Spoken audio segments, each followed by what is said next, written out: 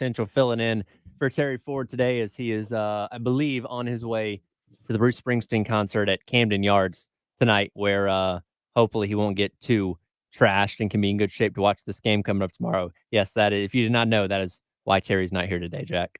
I didn't know that. That is awesome. Bruce Springsteen. Okay, that's a great excuse Well, not to be at work today.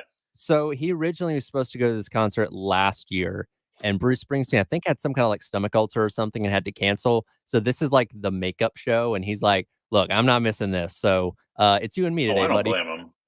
Yeah, no, I'm happy to be here for 3 hours. And Terry, if you're listening somewhere, have a wonderful time at the concert. That is awesome, dude.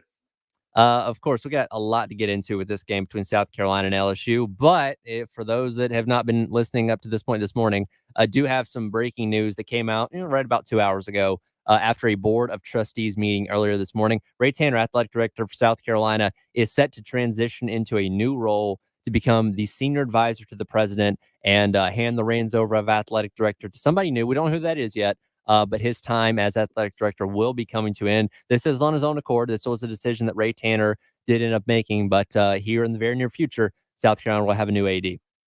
Yeah, it wasn't the news I was expecting to see today. And it's I feel like a lot of people are thinking it's overdue. And look, some of the Braves moves have not been the best, but he's also done some good things here at South Carolina. So I think it's been a fine tenure, not the best, not the worst. But I think the timing of it feels a little weird because Chance Miller was here at South Carolina just a few months ago, not even that long ago, beginning of the summer, and now he's at Coastal Carolina. And many would think that's the guy to fill in after Ray eventually does step down. And now I don't think that's going to be the case, barring something unforeseen. I don't see it. But now South Carolina has to go in a different direction and find the next replacement for Ray here, and it's going to be a busier process rather than just, hey, Chance, here you go. Let's pass the keys over to you. And I talked about this with Wes and Chris at the beginning of the last hour. It's impossible to speculate what the list of names looks like or what candidates they're thinking of at this point in time. Again, this news literally just coming out within the past couple of hours. We knew, like you said, that Tanner was probably going to be thinking of moving on from this position in the next handful of years. I know going back to when Coach Maneri was hired back in the summer, we said, hey, this is probably the last baseball hire Ray Tanner is going to make. So he obviously wants to make it a good one, hired his buddy that also has a national championship to his resume and hopefully can turn, South Carolina baseball into what it is supposed to be, a team that goes to Omaha at a pretty regular clip. I don't think we foresaw, 3 months later that Ray Tanner would be saying, well, actually, I'm going to be out sooner rather than later when it comes to the AD role. Yeah, it was, again, the timing of it again just feels weird, but I feel like if Ray's going to go out on a good note here, it is with this pulmonary hire, and I do feel like I think it's going to be the right hire because next season, I mean, Paul's going to be 67, but I do feel like South Carolina is in a direction where they've got a really good roster. We haven't seen them play together yet, but on paper they have a good team, and so I feel like if that's it for Ray, I mean, I feel like it's pretty good. And again, there have been a lot of good things he's done here at South Carolina, and again, it's going to get overshadowed by everything else he's done and some of the moves like hiring Mark Kingston, Will Muschamp, and guys like that. But overall, I mean, Ray's done something to stick around as long as he has, and President Emeritus has made it seem like it was Ray's decision and something that I mean he's going to be missed, but you got to move forward and you got to find the next replacement for him. And I think that's an important thing to note. Again, for anybody that's just tuning in, Ray Tanner is going to be transitioning away from being the athletic director to being a senior advisor to the president once a new AD is found. By the way, that search will start towards the end of this fall semester. And like you said, it is Ray's decision ultimately to decide to do this. And I think we have to think about this from his perspective because, again, this guy was a baseball coach for decades at the college level. And we know how demanding being a coach of any college sport is because not only are you coaching your sport, you're also recruiting and it's taking up a lot of your time away from family, friends, all that kind of stuff. And then you transition from that and going down as the greatest baseball coach the school's ever seen to being an athletic director where, again, you're not coaching anymore, but you are still have a full plate to deal with when it comes to hires, when it comes to budgets, when it comes to facilities, all these things that Ray Tanner has to juggle. I imagine it probably weighs pretty heavy on you. So, he's still got a lot of life to live, and I imagine transitioning into this senior advisor role allows him the ability to relax a little bit more than what being an AD was. Yeah. Yeah, I think he deserves to kind of I mean, he does deserve to go on his own terms. You don't like the timing of it necessarily, but I do think I think he deserves retirement now. I mean, he's been going at it for a long time. As if coaching a national championship winning baseball program twice, back to back years, going to Omaha and winning was not stressful enough. I mean, I can't even imagine how hard it is being AD. I mean, a lot of people want to criticize him for the decisions he makes, but it's like the job is so much tougher than most people probably realize, and he deserves his chance to go right off into the sunset. And I just kind of gauging the reactions from people on our text line and on Twitter and stuff like that. A lot of people are upset that this news is coming out today because, again, this is a big week. Yeah, game day in town. You have a lot of positive, good things happening around this football program. And not to say this is necessarily a negative thing, but it is a headline that potentially takes away from what the football game is. And I don't feel one way or the other about that, but I can understand why some people would be upset by that. Yeah, I can definitely understand it. And in terms of the football game, it definitely impacts it a little bit. If this news came out tomorrow, it'd be a little more, I think, impactful. But just overall, I think the game itself is too big right now to where it's like, okay, the game's going on. Worry about this after that. But it's impactful, and it will definitely steal all the headlines today and possibly tomorrow morning. We'll have to see. And worth noting as well from the press release earlier, this new role that he is transitioning into as senior advisor, that contract runs through June of 2028. So theoretically, if the new AD starts on, let's say, January 1st, Ray Tanner will be in his new role for at least 3.5 years. And what happens beyond that, we don't know. But that is the plan for now. And again, that hunt for new AD will really start rolling here towards the end of the fall semester, according to the press release after today's Board of Trustees meeting. Yeah, and it would have been so much easier, I think, had Chance Miller still been around, and you made this decision a few months ago. But again, it's not as simple as like, hey, like I think I'm thinking about stepping down and all that. I mean, Ray probably put a lot of thought into this, and he probably didn't want to do it at first, but then again, he's probably thinking about the future and stuff, and what he's got going on, what the university needs, and I understand that it took some time, but now South Carolina's really got to go through and have a good due process of finding that next athletics director because it's something you really can't really afford to miss out on and get wrong.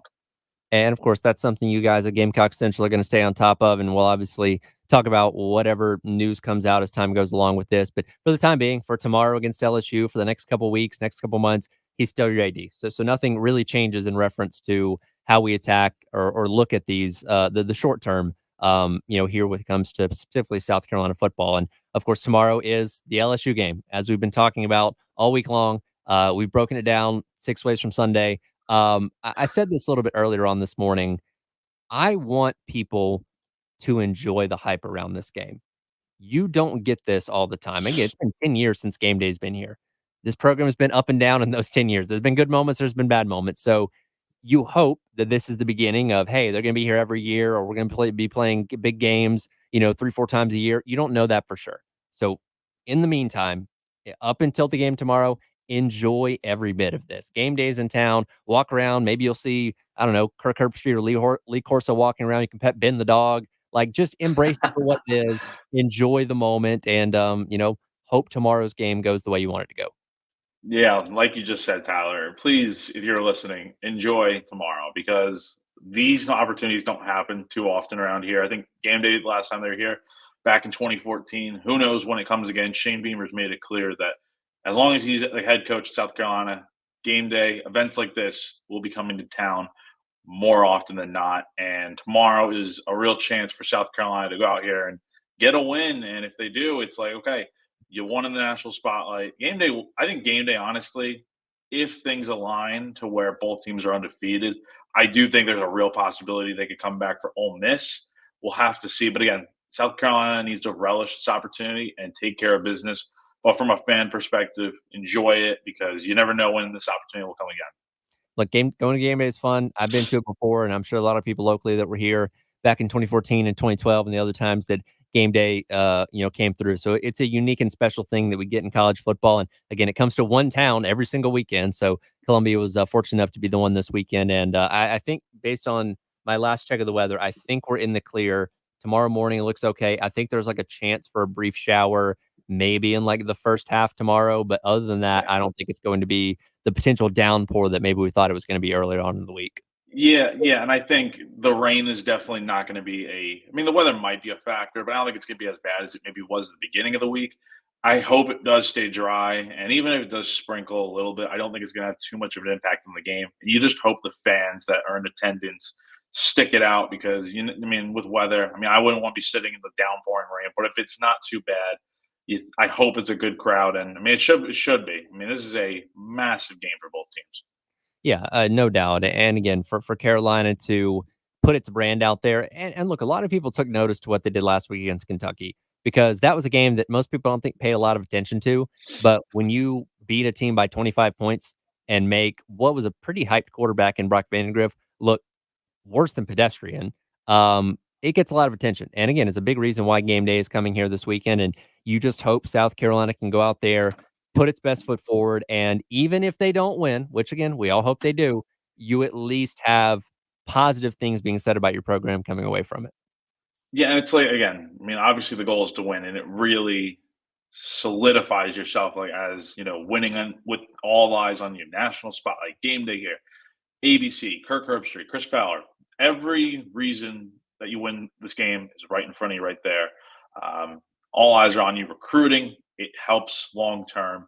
If you do lose this game, it's not the end of the world. But it's like, hey, you're gonna. As Shane Beamer said earlier in the week, it's like if you lose this game, you miss out on this opportunity. You're gonna be wishing you did something different, and if you win, you're gonna be happy as can be and moving forward. So we'll have to see what happens.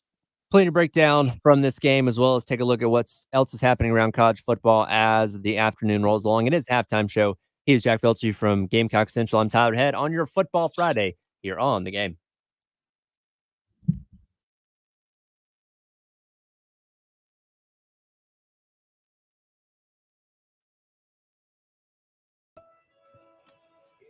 All right, cool.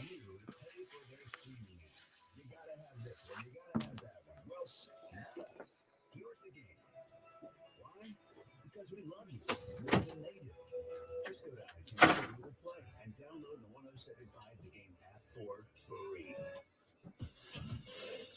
1075 The Game, broadcasting live from the Herndon Chevrolet Studios. Take up to $20K off new Silverados. Stop by or shop online today and see why Herndon Chevrolet makes you smile. Together, let's drive. It's that time of year where fall is upon us and football is back, and there's no better place to catch all of the action than at Steel Hands Brewing. Steel Hands Brewing is your destination brewery for any and all music and events, including their annual Oktoberfest coming up Friday, October 4th. Activities include authentic German music, contests, and a delicious menu of Oktoberfest delights. McAfee is doing his show from the sideline in Willie B right now. Oh, he's doing it in Willie B. That's lame. It's Come it's on. it's just him. Like it looks like the rest of the crew's still in studio, but he's got like a podium and he's standing on the sideline. That's so lame. He should be doing it in Gamecock Park. Oh my gosh. Yeah. Oh well. Oh well, indeed. Gosh. And yes, for the people watching the live stream, I'm aware that y'all can hear us. There's no way around that when we do the show. No, there's not. I promise we won't say anything bad. This man. is your peek behind the curtain, right? Yeah. There you go. It is. See how the sausage is made. Oh man. Today and drive home in the truck of your dreams. Chevy, together let's drive. So who should I be picking here? Boston College or Missouri? Because man, I don't think Boston College is going to win, but I would not sit here and be shocked if they did. That's a scrappy good team. Like Bill O'Brien knows how to coach a team up, man. I'm struggling to pick that game. I don't know. I'm also thinking about this Florida game. I want to pick Florida. I just don't know. I don't know if it's going to happen. I can't in good conscience pick Florida. Neither can I. So I might have to go. Oh, God. I'm gonna go A&M, but I don't feel good about that pick. You know what? No, screw it. I'm going Florida. Fill out a health questionnaire. All right, West Virginia. Family.com. Then, when that thing you don't want to think about does eventually happen, and you know it will, I'm not listening. your family can use the insurance money to help cover the cost of your final expenses or anything else. Now that's worth thinking about. Gerber Life Guaranteed Life Insurance. For a free quote, visit GerberLife.com today. See website for terms and restrictions. Since 1963, Takeuchi has been a pioneer in the compact construction industry, having developed the world's first compact excavator in 1971 and the world's first compact rubber track loader in 1986. Takeuchi continues to revolutionize the industry through innovative technology and listening to customer needs. Now you can partner with a truly global leader by contacting TEC Rental Equipment in West Columbia, Orangeburg, and Somerville. From world first to world leader, Takeuchi. Twin Peaks is the best in the game. Here, the ultimate lunch lineup boasts wall-to-wall sports and scenic views. When you're hungry and in a hurry, the Scratch Kitchen delivers lunch in the clutch. I mean, where else can you order a 29-degree draft beer and a quickie combo on your lunch break? Only at Twin Peaks, the #1 sports bar. Twin Peaks Scratch Kitchen scores every time. Dig into hand-smashed burgers, chef-inspired flatbreads, and more at your local lodge. Summer was fun. Now the kids are back in school and you finally got some time to get your house back in order. It's time to get your home fresh and clean for the fall. Call Zerorez Carpet and Air Duct Cleaning today and mention me, Bill Gunner, 1075 The Game, to get a free hallway with 3 rooms of carpet for only $129. Book online at ZerorezColumbia.com. Zerorez.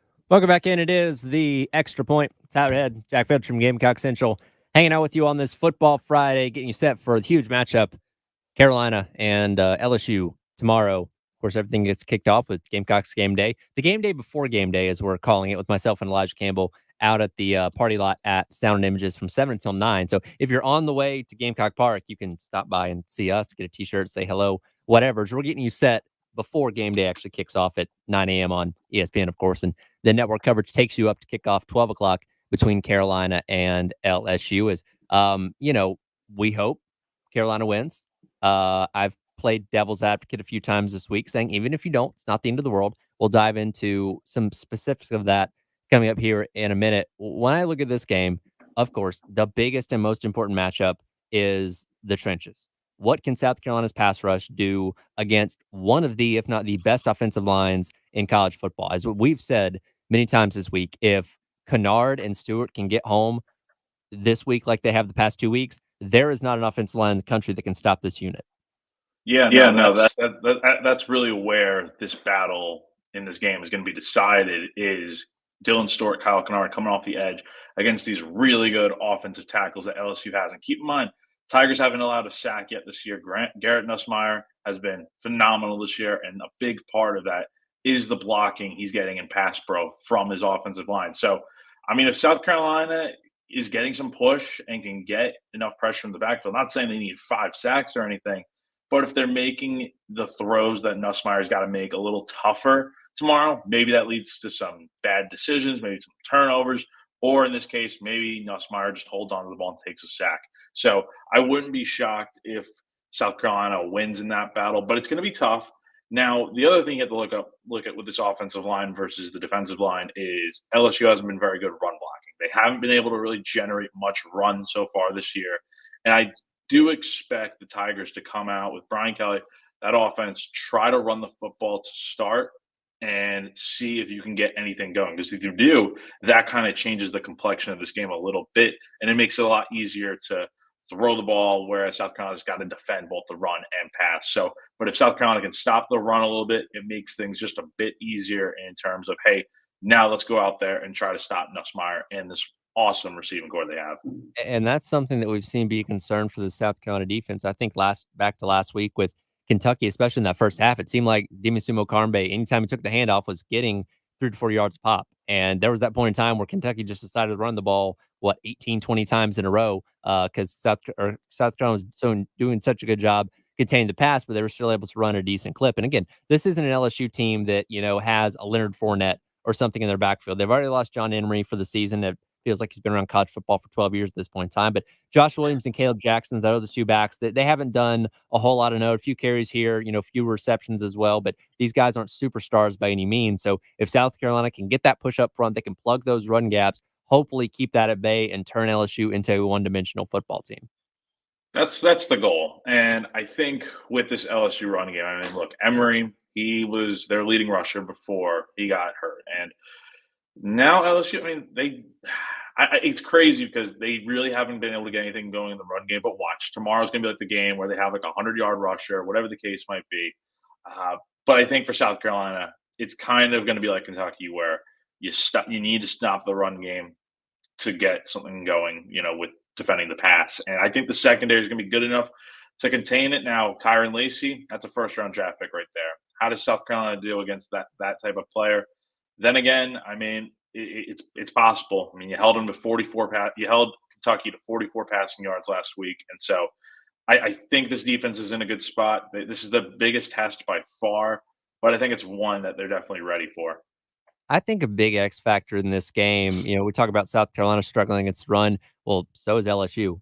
We've said it many times this week. They could not stop a nosebleed, it seemed like, against Nicholls State last week. And they ran up and down the field and then busted off a 6-7 yard, touchdown after halftime to score their final score of the game there. But they've struggled stopping the run. And again, for a signature of LSU in many years past, just having a big, nasty defensive front that they don't really have this year. And that's something that South Carolina hopefully can take advantage of. Now, again, Carolina's offensive line has its own issues, but Rocket Sanders, very good at getting out of trouble, even when he's being contacted at or behind the line of scrimmage. I really hope this is the opportunity for him to break out, because he's been fine through 2 games, but I don't think we've looked at anything that Rocket Sanders has done. Even some of his longer runs said, yeah, there's that guy from Arkansas 2 years ago. We're waiting kind of for that like emerging moment here at Carolina. Yeah, you took the words right out of my mouth, man. That is kind of what I was going to say there, is the fact that Rocket's been good so far. It's been good enough for South Carolina to be 2-0 right now. Last week, he had 54 yards. His second half was a lot better than the first half, because obviously I don't even think he had many yards at the end of the first half. And I think part of that had to do with the fact that he's not getting enough push up front from the offensive line. Not enough gaps, I think, were being created. That said, second half, even when gaps weren't really being created for him, sometimes they were, he was able to make plays happen on his own. You look back, I think it was a 3rd and 1 play, and all he had to do was probably just run up the gut, get a first down, and he'll be fine. Instead, he takes it right to the outside, and he catches all these defenders off guard, off bounds, and he takes it almost to the house. Got pushed out of bounds around the 1-yard line. I think it should have been a touchdown, but oh well. And so that's kind of what I'm thinking, is like, okay, get some push up front, create some holes, but also let Rocket do what he does. And I think tomorrow has to be the big game for him, because, again, the passing game was fine this past weekend. But again, it's like there's still some question marks. And with Rocket, it's like you're waiting for that big explosive game. And against this LSU defense, Blake Baker's going to be tough. I know he came from Missouri and all that, but for South Carolina, this has to be the game where Rocket really goes off, in my opinion. And I'm curious to see as well. And again, we knew Rocket coming into the season was your bell cow back, the guy that's going to get a majority of the snaps and a majority of the touches. I'm actually a little surprised with the lower end usage of a guy like Oscar Attaway, who we thought coming into the season was going to play a bigger role. Now, again, Rocket's your main guy, but I thought we'd see a little bit more of Oscar Attaway. Is that something that just hasn't been used as effectively yet? Is he somebody that could maybe, I would say, have a breakout game? We featured in a bigger role this weekend, as well as a Juju, a Jawarn Howell, Matthew Fuller, DJ Braswell, whoever. Like, do we see more running backs get involved this weekend, try and take advantage of this poor run defense that LSU has? I'm kind of surprised, man, that South Carolina hasn't mixed it up a little bit more in the run game. Now, obviously, Rocket Sanders is your lead back. He's getting majority of the carries, but it has, I think, surprised a lot of people, including us, that Attaway really hasn't gotten a lot of touches. You look at his stats, I mean, he had 4 carries against Old Dominion, and he only had 1 against Kentucky. You would think a guy that's been around college football for as long as he has, he'd be getting not as many touches as Rocket, but a somewhat of a, not equal, but a little bit less than. And it really hasn't been that way at all so far. So, I mean, I don't know if tomorrow's going to be the day where we see that happen, but for South Carolina to win this game, they do need to run the football well. And if Rocket is doing what he's doing and he needs a break and a breather, get a guy like Attaway. It's not the worst thing in the world to mix it up. And that was something that they really harped on talking about in the preseason. Like, yeah, we're going to have a lot of different backs in there. We're going to rotate them and stuff. But that really just hasn't been the case so far, and I wonder when or if that will change. Definitely could be a big key in South Carolina, potentially picking up this victory tomorrow. Coming up next, I want to dive into the dynamic of wins and losses and what they would mean for both sides going into this, because it's very different when you look at it from the LSU side compared to South Carolina side. That's coming up next. It is the halftime show. He's Jack Belcher from Gamecock Central. I'm Tyler Head on your Football Friday here on The Game.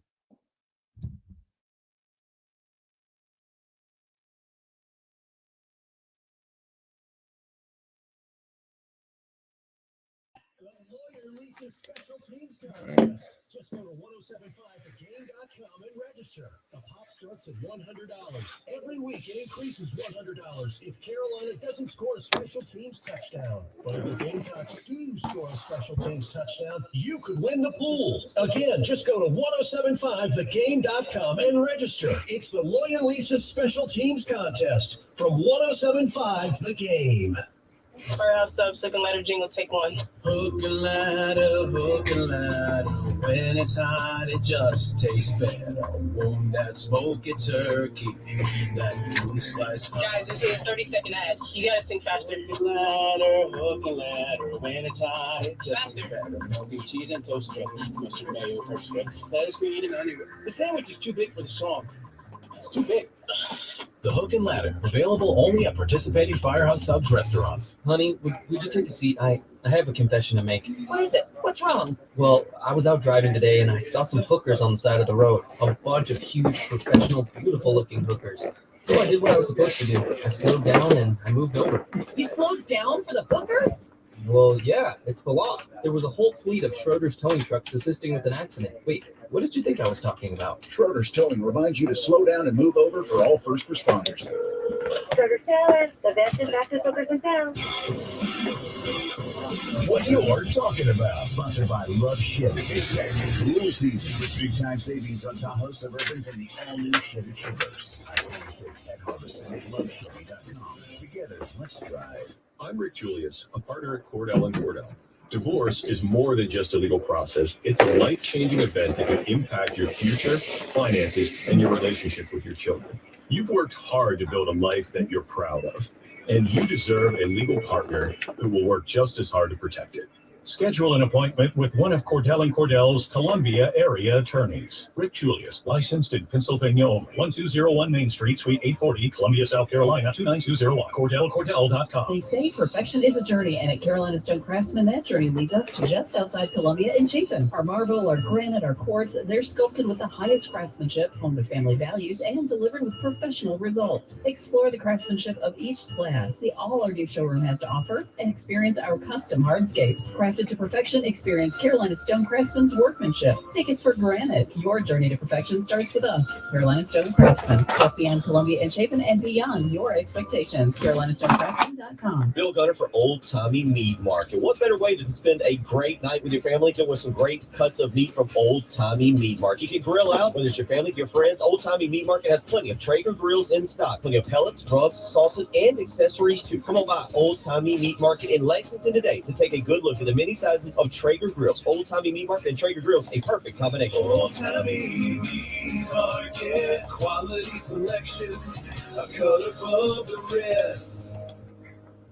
Bill Gunner for Charwood Golf Club, one of the Midland's hidden secrets. You need to get out there today, especially if you're not at Willie B this fall enjoying a great atmosphere at a football game. Enjoy the great atmosphere at Charwood Golf Club. Schedule a tee time today, 803-755-2000. Schedule that tee time. Go visit the Wood today and enjoy, again, a great 18-hole layout in a fantastic, relaxed environment. That number again, 803-755-2000. Call today and schedule a tee time. Calling all business owners and property managers. Is it finally time to get that parking lot or driveway repaid? Call Black Seal today. Black Seal is a locally owned commercial asphalt construction and maintenance company servicing local churches, schools, shopping centers, warehouses, restaurants, you name it. If it needs asphalt paving or asphalt repair, Black Seal has you covered. If you're looking to pave your parking lot or driveway, Black Seal paves the way. Black Seal also provides maintenance options to maintain your asphalt and improve your curb appeal. Get your free estimate and visit blacksealsc.com to learn more. Hey, it's Rich Eisen here. Join me and my compadre Chris Brockman every Monday on the Overreaction Monday podcast. A 2023 last place team will win a playoff game this year. I'm taking the Cincinnati Bengals to be that.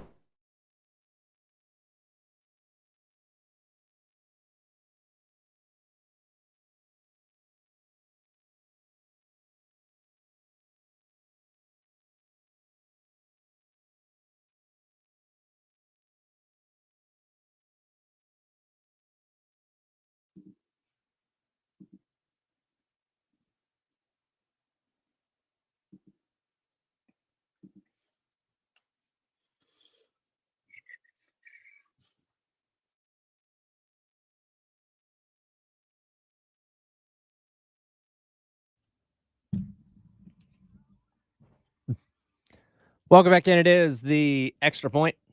Tyler Head, Jack Belcher from Gamecock Central, along with you on your Football Friday. Reminder, since it is a home game this weekend, we have our Friday tailgate show with Jay and Elijah doing the post-game show from Columbia Craft at Green Street down there in the Vista, getting you set for tomorrow's matchup between South Carolina and LSU. Jack, as I mentioned a minute ago, I want to examine this from kind of all sides of the four possible scenarios coming away from this game: Carolina winning, Carolina losing, LSU winning, and LSU losing, because these are all vastly different. So obviously the one that we all hope for is South Carolina winning. And if that were to happen, that would mean Carolina is 3-0, staring at 4-0, because Akron is one of the worst teams in the FBS coming in next week, and exceeding expectations for the first month of what was known to be a very tough schedule in this year. Everybody obviously feeling great. And especially if the pass rush can look even close to as good as it has the first 2 weeks, I think Carolina and the contingent of fans will look at the rest of the schedule and say, man, there's really nothing we can't do or can't achieve if we can beat a team like LSU, in our home venue. Yeah, I mean,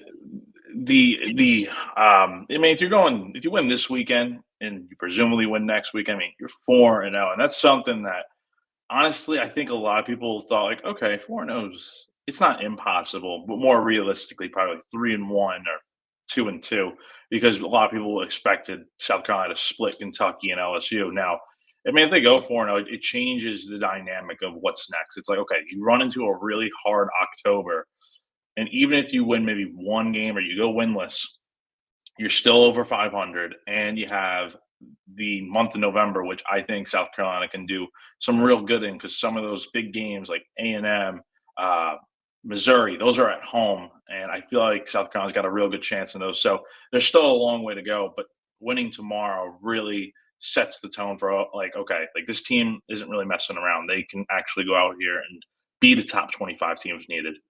Yeah, and again, you're performing on a national platform with Game Day and ABC and all that being in town. So you have an opportunity to remind people of who you are, because when you pulled those two big wins off against Clemson and Tennessee at the end of 2022 season, the entire country was talking about you. Like, man, what's going on at South Carolina? They had no business winning these games and then won both of them. And we spent the entire offseason last year talking about, man, the hype, the build up, and everybody was looking forward to that first game against Kentucky, and you fell flat. And Spencer Rattler got flattened like a pancake by that, North Carolina pass rush, and people just like, okay, South Carolina's not that good. And I feel like you've been clawing to try and get that attention back since then. And this is really your opportunity to do that. And winning goes a long way. And people saying, maybe we shouldn't overlook this South Carolina team anymore. Yeah, no, I mean, look, this is. I think a lot of people are. I think a lot of people are still picking LSU to probably win this game, and I know the staff picks. I was just going through them. A lot more people are picking Carolina to win this week, and so I think you guys are following the Uva Veltri Bagwell train right here. But I will say, real talk, I think South Carolina.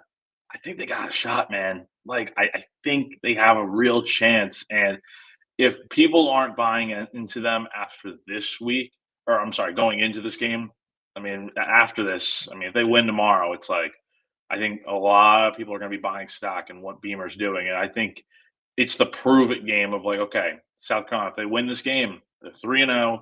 Shane Beamer has proven he can win with all eyes on him, and it sets the tone for, like I said, the rest of the season. So let's examine the other side of the coin here. Let's say South Carolina loses this game, which, again, from a national standpoint, a lot of people are picking LSU. They're favored by Vegas. Winning this game would not send shockwaves across the college football world, right? Like that's kind of as expected for a lot of people. And for Carolina, yes, losing sucks, right? You want to win every single game that you play. Fans tune into every game for the hope their team's going to win, or else there's no point in watching. But even if you did lose, it's not the end of the world. I look at the way we projected this schedule in the offseason. We looked at September and said, if you can walk out 3-1 and split Kentucky and LSU, handle your business against Old Dominion and Akron, we'd probably be feeling pretty okay. Now, again, that's easier to say back in July as opposed to right now when we're on the foothold or, the doorstep of this game happening and obviously wanting to win it worse than ever. But in hindsight being 2020, the 10,000-foot view, even if you did not win tomorrow, it's not like, oh my God, this is the end of the world. There's no chance we're going to a bowl game. I think you still have your goals in front of you. Oh, totally. I mean, look, I think a lot of people forget rather quickly. Maybe I'm wrong on this. That South Carolina, what was their projection coming into the season? Like 5.5 wins, 7, maybe. 5-7. Yeah, yeah. So 5-7. Like right now, they're exceeding expectations. Like you knew they had to beat Kentucky to get to that 5-win mark. They go out here and beat LSU tomorrow. I mean, I feel like bowl eligibility is certainly going to happen. But I mean, but beyond that, I mean, there's a chance that look, I had Carolina going 8-4 this year. I know that might sound crazy, but it's like if they have to win these kind of games that people don't expect them to do that, and they have a good team, man. Like defense, as we know, it's been rock solid so far. I'm interested to see how they handle Nussmeier and that passing offense. But I mean, like besides that, special teams has been pretty good this year. Kai Kroger's been good. Alex Ferrer's been solid. And then offensively, it's still a work in progress. But I think they're starting to put some pieces together to what's going to be a pretty big puzzle. And there's a distinct difference between losing by one score on a last second field goal or something like that and getting beat by 4 or 5 touchdowns. Like if LSU comes in here and runs you over 49-10, then yeah, we're not feeling too great about this team coming away from it because again, this is the best test they've faced so far this season, and that month of October looks all that more daunting. But if it was a 27-24 game and they just get a kickoff in the last second or something like that, you're going to have to point back to a few things that probably went wrong for Carolina. But being able to say, you know what, we were right there with them. We were only 1 or 2 plays away from winning that game. Again, you don't want to look for silver linings, but you'd still feel decent coming away from that game, knowing that you were competitive in it. And I think if they do lose this game, I think it shows them like, okay, this is where you're at right now, and this is what you have to do to be able to win these games on the national stage. Because look, it's not easy. And if this game were in Baton Rouge at Tiger Stadium, night, whatever the case might be, I have a hard time even thinking about picking South Carolina because not many people go in there and win against LSU at home.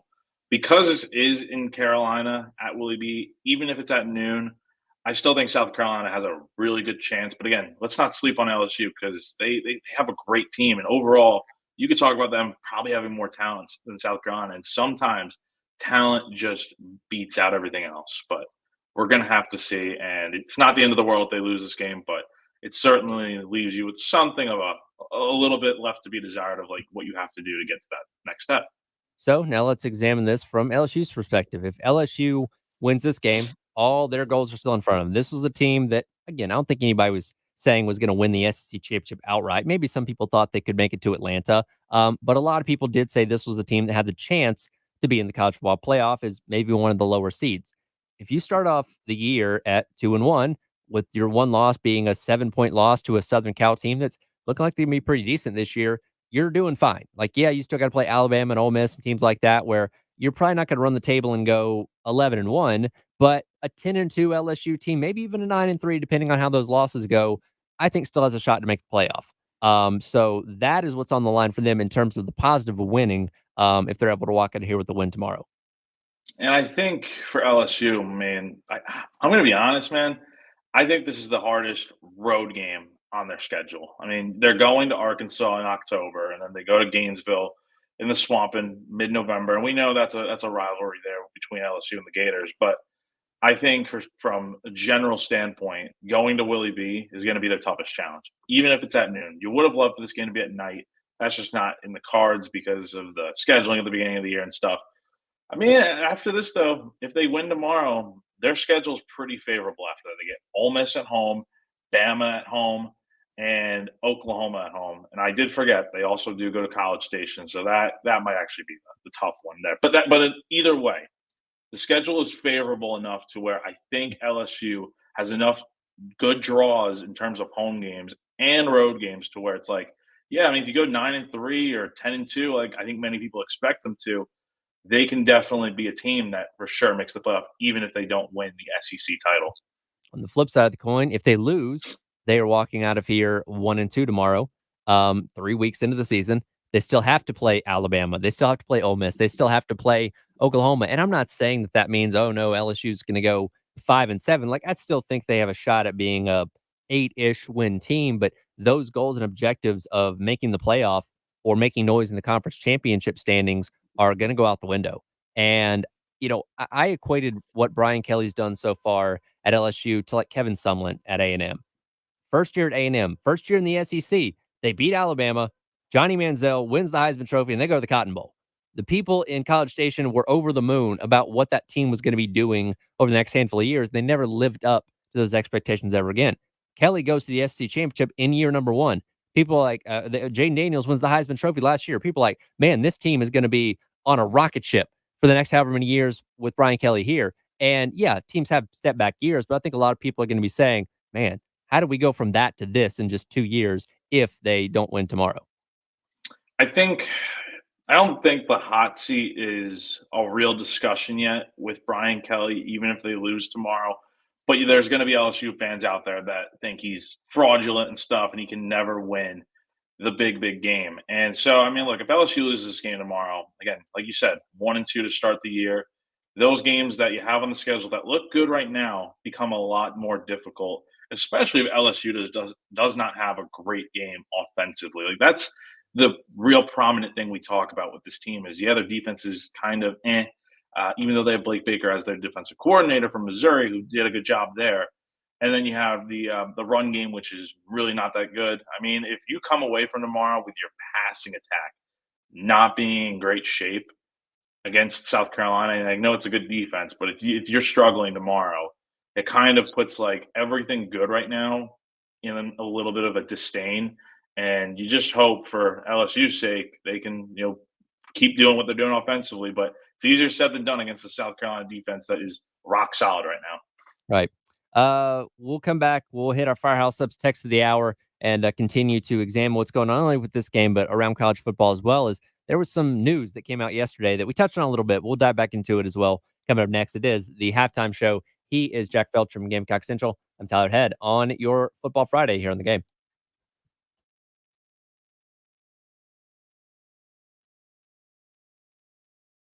The only craft beer, wine, and spirits tasting event held indoors under the cool AC. No rain, no heat, no worries. Unlimited sampling of over 40 brands of local and national craft beers, wine, seltzers, and spirits. Live performances by Ken and Drew of Sister Hazel, Dazer, and the Donovan Twins. Saturday, September 28th. Get your unlimited tasting wristbands now at sipsandsoundscola.com. This is Andrew Perloff with a Sportsman, sponsored by Napa Auto Parts. Elevate your engine performance with Napa full synthetic engine oil. There aren't a lot of quarterbacks who've beaten Patrick Mahomes in the playoffs. Joe Burrow is one of them. The Bengals fancy themselves as the threat to the Chiefs in the AFC, but they just lost to the Pats, and their offseason was a mess. They better step up, because right now they do not feel like rivals. I'm Andrew Perloff.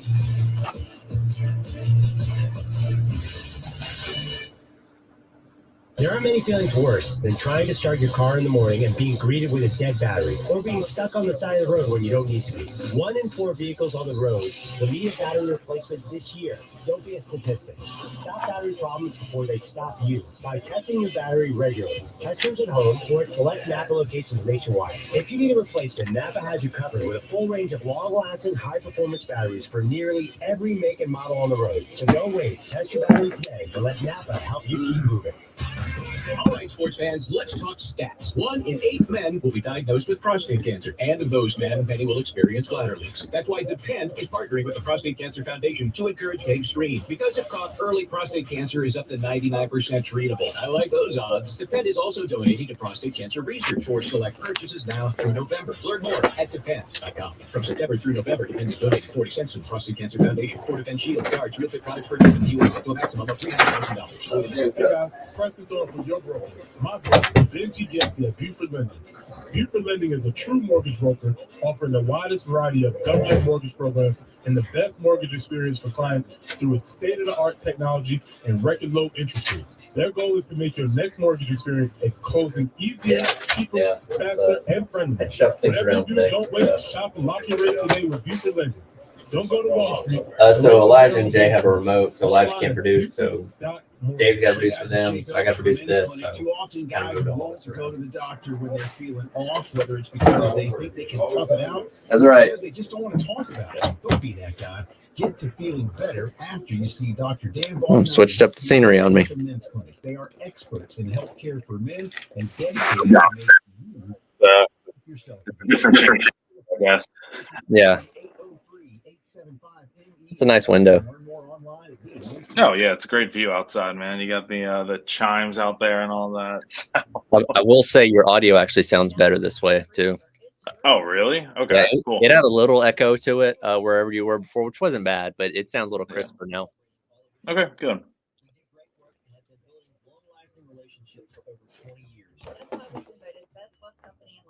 For 15 straight years. Visit us online at absoluteblessing.com or call us at 951-7200. And remember, if you can see through it, we can do it. Get ready to smile because Herndon Chevrolet, your hometown Chevy dealer, is offering an amazing deal right now. Get up to $20,000 off new Silverados. Yes, you heard that right. Up to $20,000 off. Don't wait. Head over to HerndonChevy.com today and drive home in the truck of your dreams. Chevy, together let's drive. Herndon Chevrolet, Herndon makes you want to smile. Call 803-510-5447 for complete details.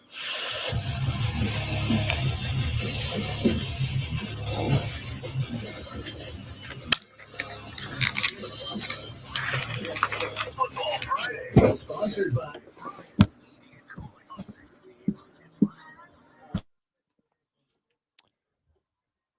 Well, welcome back in. It is the halftime show. Tyler Head, Jack Beltry, along with you here on your Football Friday on the Game. As we do at the end of each hour on the show, we hit our Firehouse sub. Text the hour, 803-404-6100. Raj weighs in and says, moved here in 89, 35-year diehard fan. I've read this book before. ESPN comes town. Our fan base gets all excited with the what ifs, and then boom, 54-7 LSU victory. Raj, I hope you're wrong, but you're not the first person I've seen throw that out there. There are a lot of people that look at the history of South Carolina football and say, yep, been there before. I'm not getting my hopes up. Honestly, I kind of feel the same way because it's like, I've seen this before. Like South Carolina, they've handled the spotlight pretty well for the most part. Like you look back to 2 years ago, once they beat Tennessee when no one expected it, and that was a primetime crew too. I mean, that was the last time Herb Street and Fowler were there for a game.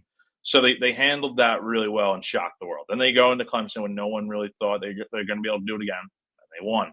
So they've handled it pretty well from that aspect. But then you look at the flip side, it's like, okay, they lost to North Carolina last year when game day was in Charlotte. And I know it's the first game of the year, So you never know what you're going to get with this team. They are a true wild card, and it could be one week they blow the doors off Kentucky, and then the next they get killed by LSU. So we're gonna have to see, but you hope tomorrow is like the start of like find a consistency, and then you roll from there.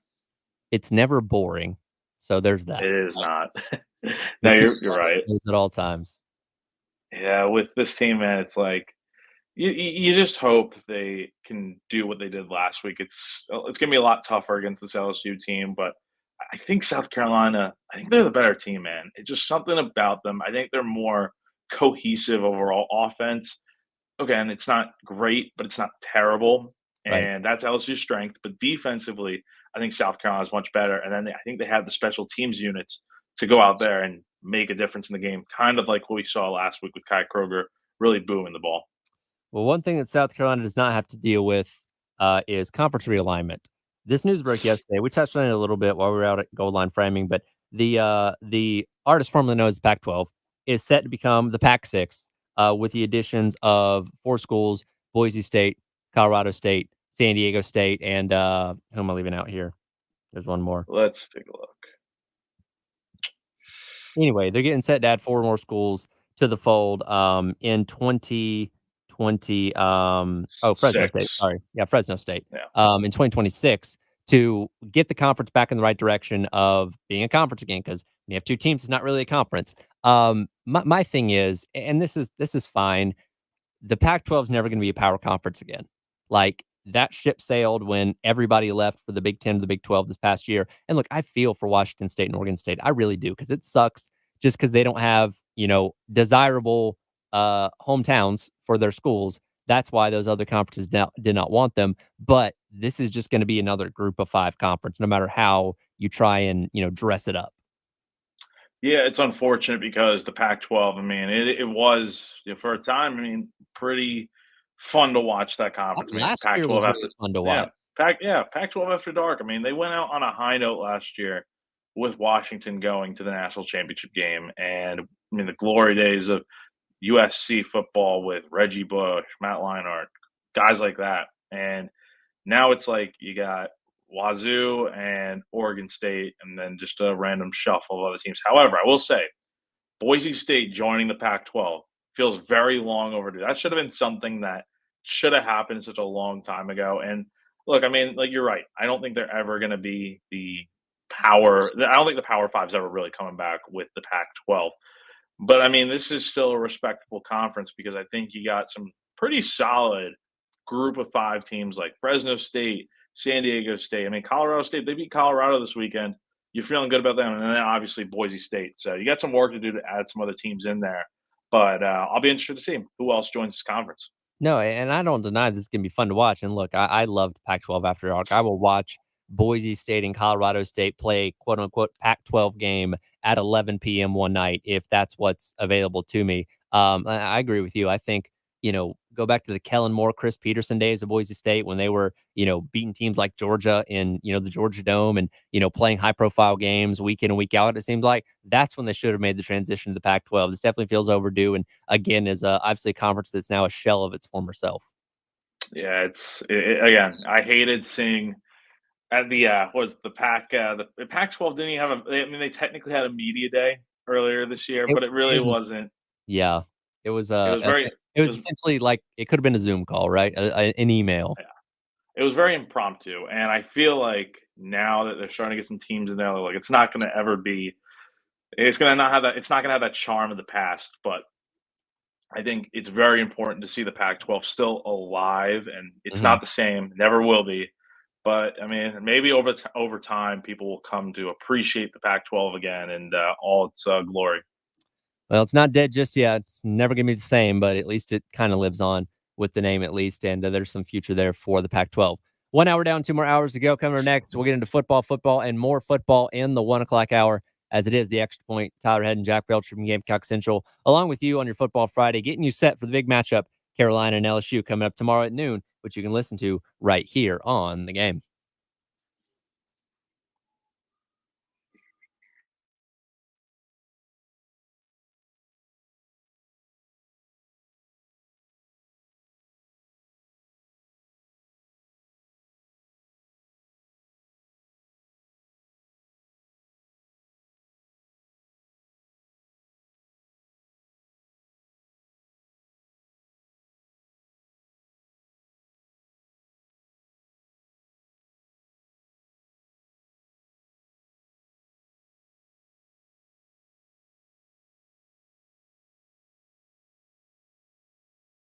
Hey, I gotta go hop into the other studio. Dave's gonna come in, so this is gonna go away at the bottom for a second, but we'll get you looped back in, okay?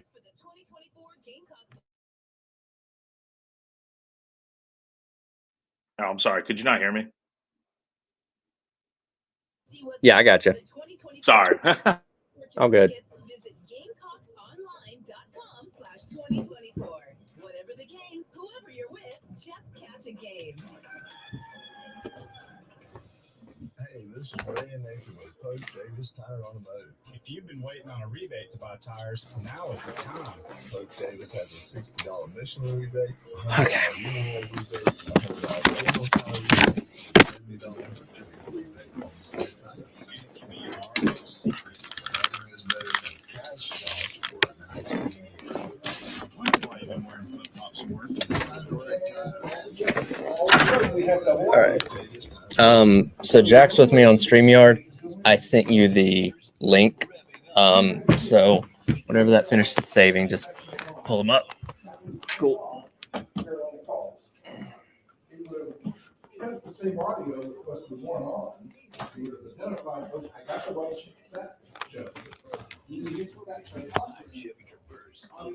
Exterior design, turbocharged V6, best-in-class cargo area, plenty of space for the team and the tailgate. Speaking of football, every day is game day at Love.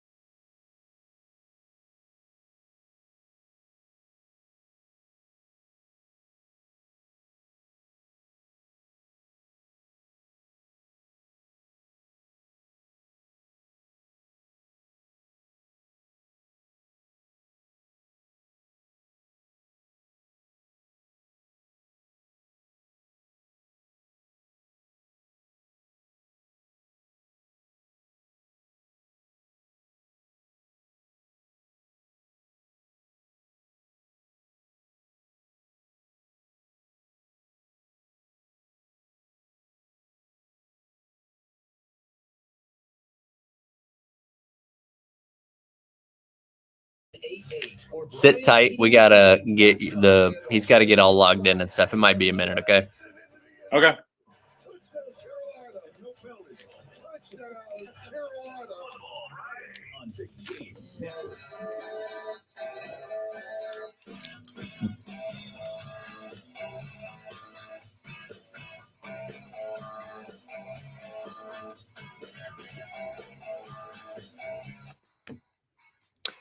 One o'clock. Welcome back in. It is it's not the extra point.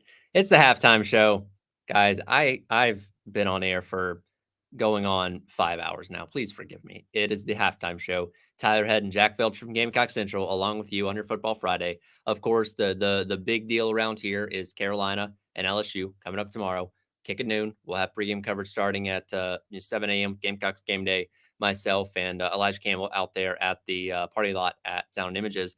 Leads you right into network pregame at 9, which of course leads you right into a regular, or excuse me, the game itself at noon, which you'll be able to listen to all right here on the game. But this is a big weekend on a lot of fronts across college football and the SEC specifically in general. And the weird thing about the SEC schedule this year, it's kind of a slow ramp up process. Like last week, Carolina and Kentucky played the only SEC versus SEC matchup, which again is the reason why Carolina's in sole possession of first place in the SEC, which we hope continues as we make it through tomorrow as well. But as we look at the rest, for a lot of what I like to call statement games this weekend, and when we say statement games, Jack, a lot of the time we're talking about, hey, this powerful team is going to go out there and dominate someone and make a statement that, hey, we're one of the best in college football. Not quite the case here, because there's a lot of teams that have to prove things tomorrow, starting off with, I think, Kentucky. Because let's go back to a week ago. Kentucky was on cloud 9. They were feeling amazing after their 35-minute win against Southern Miss. They thought they were going to mutilate South Carolina and roll into a 2-0 into the Georgia game. They thought game day was going to be in Lexington, Kentucky, and they were charting their way to the college ball playoff. Now, though, after Carolina comes in there and steals their lunch money and their girlfriend and their car, they're pretty down on themselves. They're talking about Stoops' buyout and the whole 9 yards. And by the way, Georgia's still coming to town, and they're over a 3-touchdown favorite. And if they get mutilated tomorrow, those fans might really check out for basketball. Yeah, when's basketball season? Let's see. It's like a little over a month away.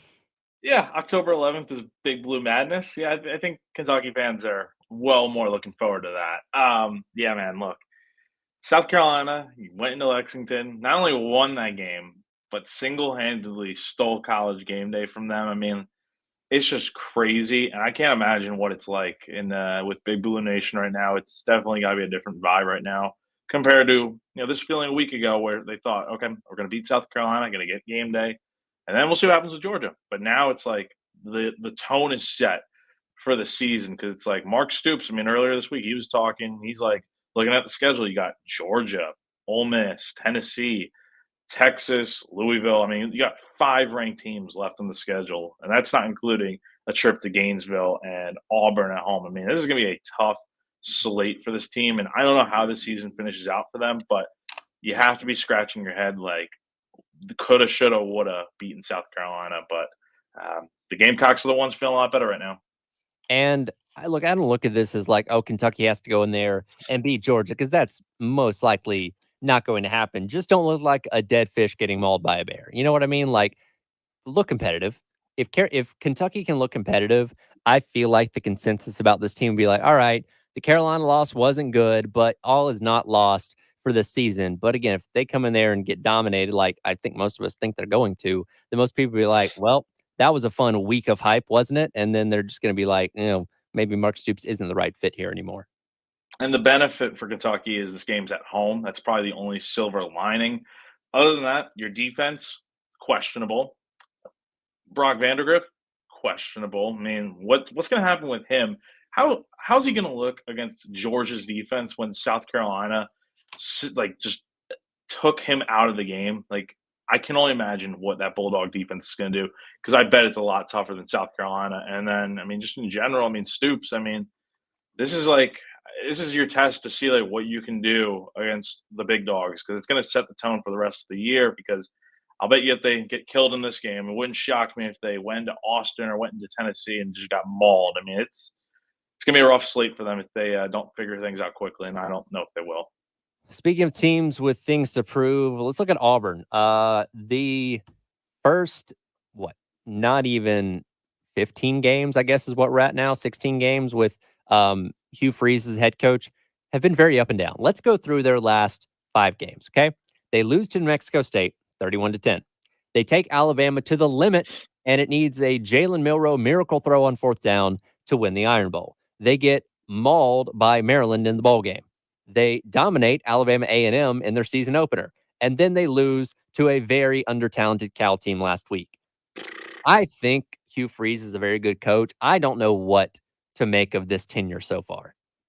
It's been inconsistent to say the least, and it's going to get tougher from here because once SEC play starts next week, you got 2 more home games against Arkansas and Oklahoma. Then it's back-to-back trips to Athens, and then you're going to Como to play Missouri. I mean, and then you also have to go to Kentucky. So 3 straight weeks on the road. This is going to be very tough for them. I mean, look, they never seem to be able to go to Bryant-Denny and win at the end of the year, unless it's at Jordan Hare, but it's not this year. I don't know what to make of this Auburn team. I think a lot of people, including us, probably thought, okay, Auburn's going to be better this year. It just hasn't panned out that way so far. And you wonder what the ceiling is for them right now because, I mean, full eligibility's got to still be in the cards, right? I mean, maybe 7 wins, but it's going to be a tough 7 wins if they want to get that far. And for me tomorrow, they have to prove that they aren't going to fall on their face again because, I'm sure their fan base looked at this schedule and said, oh, New Mexico, that's a win. You don't think that right now. You go into this like, oh, what happened when we faced their rival last year? They blew us out. What happened when we faced a Cal team that we were more talented than? They beat us as well. There's no confidence on the Plains going into this game tomorrow, especially considering the fact that you have a quarterback that can't throw a pass. And the same guy that couldn't throw a pass last year that's clearly not shown any signs of progression this year. Yeah, man. Look, Peyton Thorne, I thought maybe that would work out for them, but it hasn't. I've seen a lot of comments from people maybe like on Twitter with Auburn talk about this kid named Hank Brown, redshirt freshman quarterback, 6'4", 208 pounds, was really good in high school. I mean, 47 touchdowns, 73.3 completion percentage. Why not give him a chance? Like, he hasn't really gotten an opportunity yet. What is there to lose? I get that you want to stick with your guy that you've had now for since last year, but it's not working. Make the switch, and if it works, Hugh Freeze looks like a genius. Then if he pulls the Hank Brown card, if it doesn't work, all right, maybe go back to Peyton Thorne. But I just don't. I don't have confidence in Peyton Thorne right now. It's not looking good. Yeah, no, you shouldn't. And again, that they've given you nothing to believe this is going to change by any means. On the flip side of things, their rival Alabama, they beat South Florida last week about how people thought they were going to, final score wise, 42-16. It was not that close of a game. This game was a 1-pointer with like 8 minutes to go in the fourth quarter. Alabama poured it on late to make the final score look better than it did, but it was by far not their best performance or finest hour early on in the Kalen DeBoer era. This game against Wisconsin, very winnable tomorrow. They're a lot more talented than Wisconsin is. I think this is an opportunity for Alabama to make the statement tomorrow that, like, no, we're still Alabama. We go in here, we roll past this team. There's no question about it. And people go back to thinking we're who we've always been. It's going to be a little tricky, though, because it's at Camp Randall. It's in Wisconsin. I mean, it's gonna be tough from that aspect, but I do expect Bama to. I think it'll be a little closer than people probably think, just because it's on the road and stuff. I mean, remember the last time Alabama was on the road for one of these big noon games on Fox? I think they squeaked out a 1-point win over Texas in Austin. So wouldn't shock me if it's a little closer than people think. But Alabama, I mean, look, Jalen Milroe, pretty good quarterback. He's not the best passer in the world. He's not going to throw for 300-400 yards, but if you can get him going plus the run game and hope the defense does what they have to do, it should be a win for them tomorrow in Madison. Elsewhere, Oklahoma taking on Tulane, a very good Tulane team at that. Oklahoma, who against South Carolina, we'll see a little over a month from now. Not a lot of confidence in their offense with Jackson Arnold, taking over as starter. Some shakiness through the first couple games. Squeaked out that win last week against a really not that good Houston team. Replaced the entire offensive line this offseason. And those are things that are going to improve. But you have a tough test this weekend. Tulane took K-State to the limit last weekend. They shut down Avery Johnson for the most part in the first half of that game. If you're not careful, you can find yourself down 2 touchdowns to this Tulane team quickly. Yeah, man, don't sleep on Tulane. That's been proven over the last few years with their track record. They're still a very good team in the American Conference, and I think they've got a chance. I mean, look, Oklahoma, I think they are getting a little more credit than they maybe deserve. That was one of the games I have South Carolina winning later this year, mainly just because of this and the fact that they're coming off the Red River rivalry and stuff. And I feel like that's going to be a game where you maybe catch Oklahoma napping a little bit. I still think they've got some talent on that team, but it's not going to shock me if I see the score tomorrow and it's like, oh, like Oklahoma lost to Tulane. It's not that surprising. And for Oklahoma from here, I mean, the schedule really picks up next week. I mean, you get Tennessee coming to Norman, but then you go to Auburn, you have the Red River rivalry. I mean, you got some tough games on this slate, and you have to win these early games to just get the bowl eligibility. I mean, if you lose tomorrow, it's like it makes things so much tougher for you down the stretch. Last one, Missouri has shown us nothing through 2 games. They've played the South Carolina assistants of Jody Wright and Pete Limbo in the first 2 weeks, allowed no points, won those games handily. I don't know enough about Missouri right now.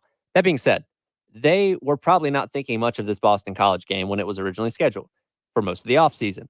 Boston College is now ranked after beating Florida State the other weekend. I think Missouri's the better team here, but as we saw with how gritty and tough that Boston College team is, be careful, Missouri, because this BC team might come in and steal one from you. Like, Missouri has to make the statement of, no, we're legit. I know we haven't played anybody yet. This is our opportunity to prove something to the nation, the SEC, whatever it may be, that this is a team that is a potential playoff caliber squad. Sure, man. I'm reluctantly picking Missouri to beat Boston College tomorrow. It's not going to shock me if they go in there and in Tacoma and win that game. Like, I don't like you said, we don't know enough about Missouri right now, and we're not going to until after this game. I mean, once they get into SEC play, we'll really learn. But I feel like that dynamic duo of, I know Brady Cook hasn't been phenomenal this year, but he's still got Luther Burden. That's a great duo. And then, from there, I mean, look, they lost Blake Baker to LSU, their defensive coordinator. I'm going to be interested to see how this Missouri defense looks tomorrow against, Castellano and guys like that for a Boston College team, which I think is surprising some people right now. They went into Florida State, won that game. They're 2-0 on the year. I'm really torn on this game, but I do feel like at the end of the day, it's an SEC team versus an ACC team. Like, I think Mizzou is still very much a threat, but not as much as last year, obviously, when they won the Cotton Bowl. Other big games going on around the country this weekend. We'll dive into some of those coming up next. Again, it is Football Friday. Tyler Head and Jack Feltry from Gamecock Central, and plenty more to talk about when it comes to Carolina and LSU, as well as halftime show here on the game.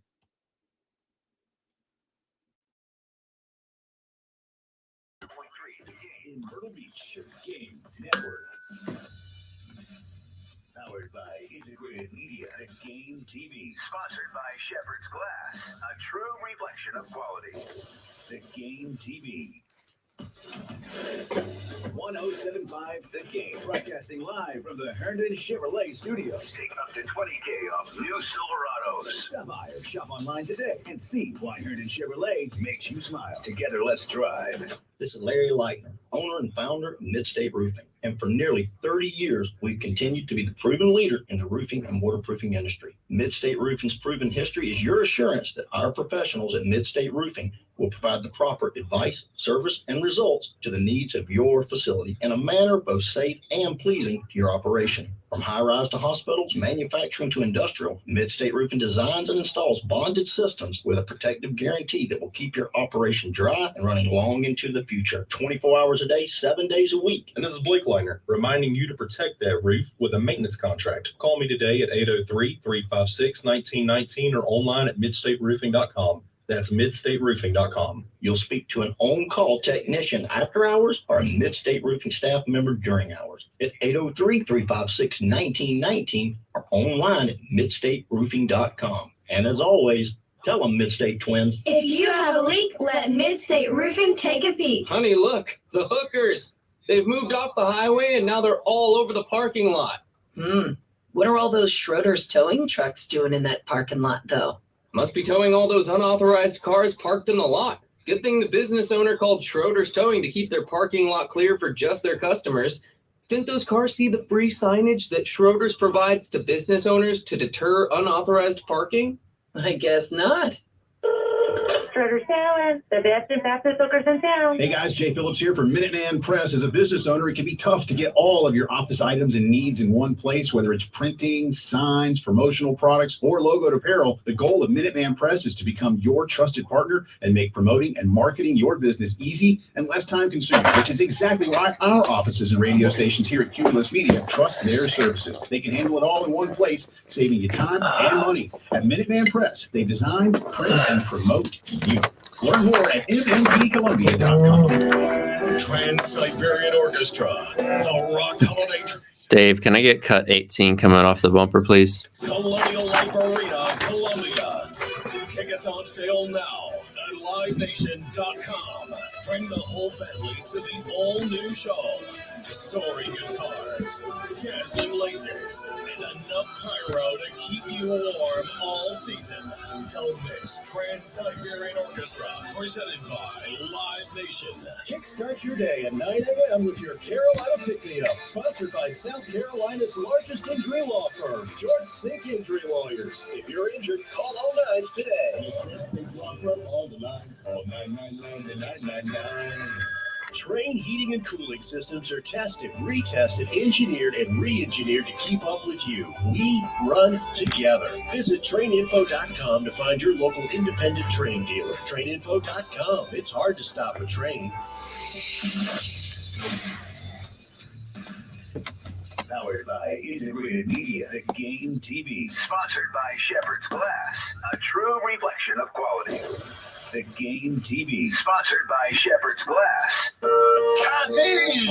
I can't wait for golf this weekend, huh, buddy? Time flies. Love you, man. Oh, don't forget your knee brace again. We aren't in college anymore. Moments together matter, so help protect yourself from RSV. If you're 75 or older or 60 plus with a chronic condition like asthma, COPD, heart disease, or severe diabetes, you're at higher risk of landing in the hospital from RSV, and there are no prescription RSV treatments. Check eligibility and schedule your RSV vaccine at vaxassist.com. Sponsored by Pfizer.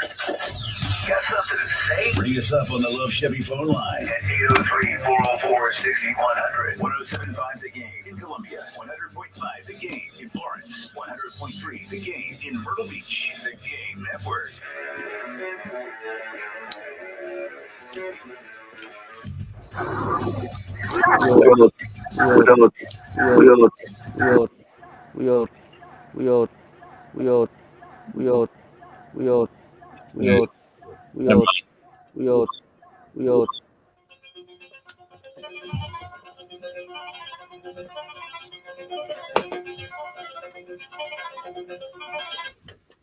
Welcome back in. It is the halftime show. Tyler Head, Jack Felcher from Gamecock Central, along with you here on your Football Friday here on the Game. We kind of ran through what the SEC schedule is looking like for this weekend. Some pretty key and important games going on there, but there's a lot of other interesting matchups, not like massive, huge matchups going on around college football. Yes, you have Alabama and Wisconsin, kind of the marquee as far as non-conference games or non-conference opponents go, but some intriguing matchups nonetheless. And I want to start off with the one that might garner the most attention: Colorado and Colorado State. Dave, let me know when we have that clip queued up, because I think that people really need to hear this.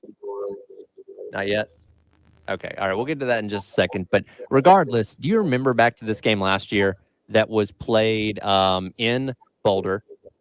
The entire nation was watching it, 10 o'clock on a Friday night? There was every celebrity imaginable. The Rock was there. Tons of Ocho Cinco was there. Terrell Owens, tons of big names on the Colorado sideline. And this turned into a overtime bar fight between two rivals that Colorado did squeak out a win against. But I think most of us that know ball looked at that Colorado team and said, yeah, they're not really that good. No, they are not. I am not a believer in Colorado. I cannot believe. I remember watching the game. Oh, we were on our way. I just gotten back from Athens, dude, and okay. I remember watching the game. I'm like, what is going on here? Because I didn't know what the expectations for Colorado really were yet, because you saw this team, they beat TCU when they probably shouldn't have, and they just went into TCU in Fort Worth and did what they had to do. And then, that game was that was a crazy win for them. And game day was there and stuff, and the hype was real. So after that, obviously they got slaughtered and stuff by a daunting Pac-12 schedule, and this year it's kind of been much of the same. I think they probably should have lost that North Dakota State game. The refs, I feel like, really helped them out, and they got beat in Lincoln against Nebraska. I don't know what this game's going to hold. It's at Colorado State. I'm not sure. I mean, it's a night game. I think it's going to be a good crowd. Obviously, Colorado State has talked a lot of smack, and Dion has done a fine job of handling, I guess, in the most Dion way possible. But we're going to have to see, man. I don't believe in this Colorado defense enough. And honestly, Colorado in general, I just think they got a lot of holes on this roster that are going to get exposed. Did you see those clips that were going around? I think it was yesterday of like the all 22 film of Colorado's offensive line against Nebraska last week. No, I haven't yet. I watched a few of them, and look, I've never played on the offensive line, but I know bad offensive line play when I see it. Do you remember Bishop Sycamore, that fake high school that played IMG Academy a couple Oh, years ago yeah. on ESPN? It looked like what their offensive line, I imagine, would look like. Like it was guys completely whiffing, blowing on blocks, not engaging with their, defender at all. Like it was like it looked like a middle school out there. Like these are Division I athletes that couldn't block anything to save their lives. I mean, Shedeur Sanders, yeah, he can run his mouth. He's still a great athlete, but he doesn't have a chance to succeed behind an offensive line that's going to get him killed back there. And that's Yeah, not something that is going to magically change overnight. Like that's something you either have or you don't. And Colorado does not have good offensive line play. and here's the problem with Colorado. It goes back to the talent they have on the field. Yes, they've been fine in the transfer portal. They've done their job there. But man, when you look at this roster, they could be so much better if Dion just put a little more effort into recruiting from high school ranks. And this formula of going out and getting the best transfer players and building your roster through the portal, you can do it, but you're going to end up with results like Colorado. I mean, you look at their national ranks. I mean, for 2025 next year, they are ranked 84th in with their recruiting class. It's not good enough. And players are going to want to come play for Colorado, man. They're going to want to come play for Dion, but he's got to be willing to accept the fact that, look, whatever you're doing right now is just not working.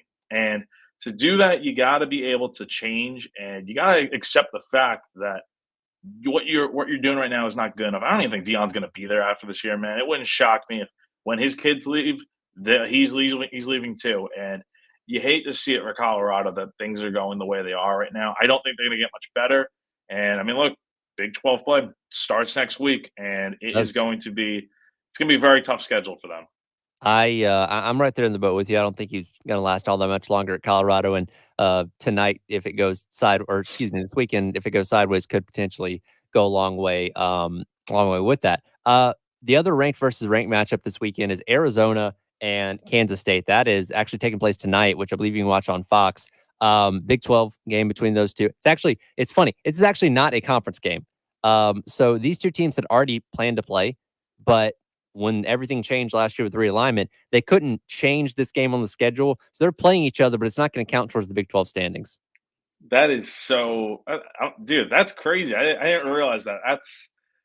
That's funny to think about. And so is this going to be like a home and home for them, or what's the I'm not sure if it's a home and home, but I know at least for this weekend, it is just a game between two conference teams that won't count towards the conference standings, which is, I know, I think North Carolina, Wake Forest actually did this a couple years ago in the ACC, which, it's, you can do it. There's nothing against it. It's just kind of a weird thing that doesn't happen a lot.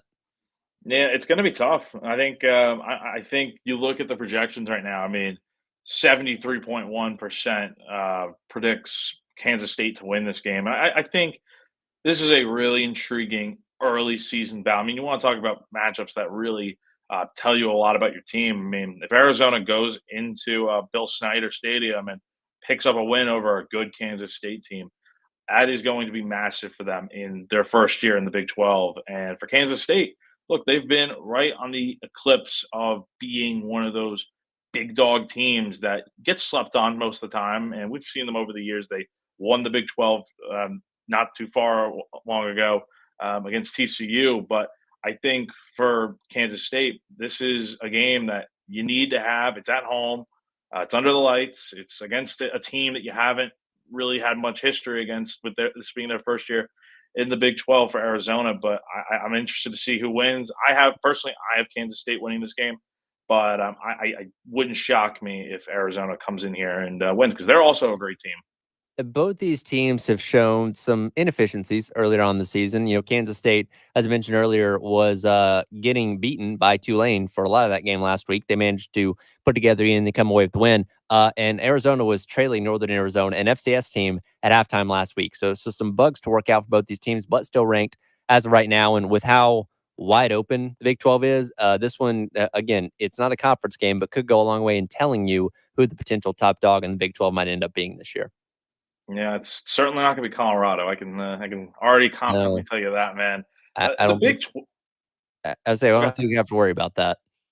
No, I don't think you do. But I mean, these are really two of the better teams in this conference, and I'm really liking what the Big 12's got going on, because I think it's honestly overall one of the better conferences now, with all the additions they've made, with the BYUs of the world, all the Pac-12 teams. I think it's a lot more hope, and it's going to be tough to decipher who that team is at the end of the year. I think it could either be Arizona State last night. Good win for them. I think they could be really solid. And then Utah, obviously. But Arizona, Kansas State, they're right in that mix of, okay, like whoever wins this game early, I know it doesn't count towards the conference standings, but again, it really propels you to that next stage, which is it's so fun with these early season matchups, especially the conference games like this. Well, and I think it's important to note as well that, Utah, Cam Rising, not expect to play this weekend with a finger injury. Now, it's not a season-ending injury, but he's somebody that's been plagued by so many injuries in his career that you don't know what's coming next. And when they put in the true freshman, I think Isaac Wilson last week, after Rising got hurt, that offense did all of nothing. So what was looked at as maybe the potential favorite to win the Big 12 is in a little bit of limbo right now when it comes to what Cam Rising is going to be able to do, because that team is a different team when he is playing quarterback. They just got to keep him healthy and out there on the field.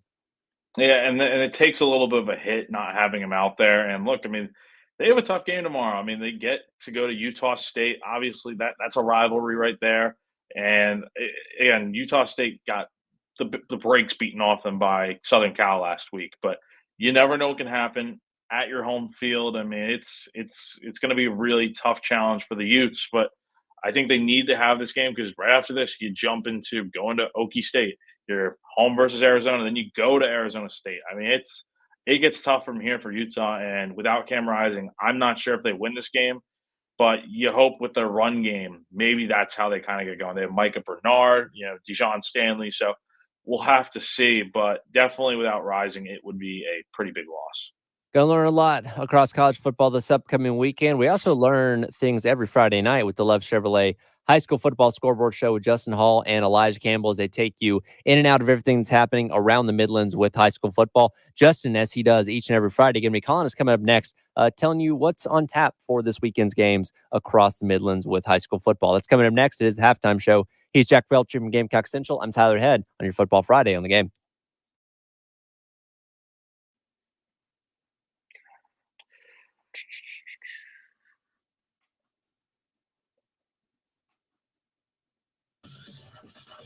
We all love streaming. I don't know if you have any high school football related questions. If you want to pop in there, this is mainly just him previewing games that are going on around. But yeah, just in the Midlands. Yeah, we can throw it back and forth. Let's see. You have it listed in the show notes here. Okay, Irmo. Yeah, I'll be able to mix in a question or two. Okay.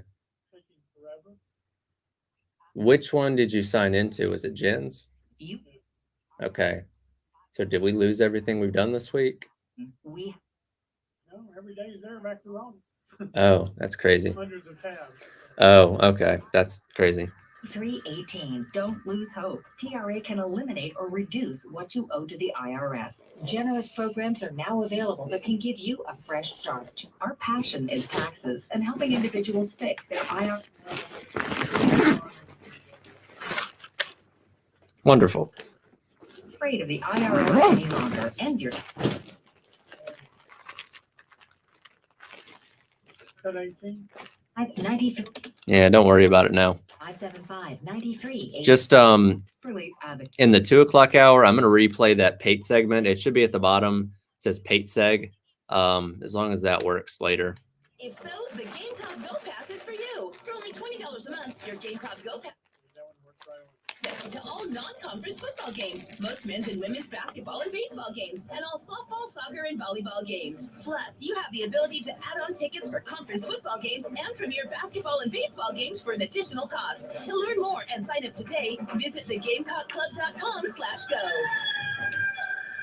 Get a great deal on versatile Kubota equipment today, like the Kubota L-Series compact tractor, the #1 selling compact tractor in the U.S., C-Series mowers, and Sidekick utility vehicles. Stop by our local Kubota dealer today. Right now, bring home select Kubota equipment for 0 down, 0% APR for up to 72 months, plus save up to $300.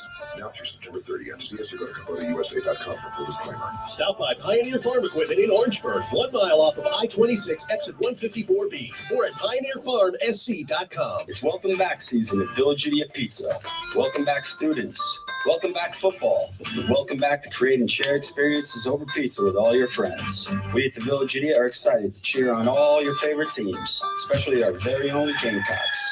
Join us on Divine Street in Five Points or Olympia at the Mills to watch all the big games. Or grab your tailgate munchies. Visit us at villageidiotpizza.com to find out what's happening. Go Gamecocks and go Tigers. Benedict Tigers. What'd you think I meant?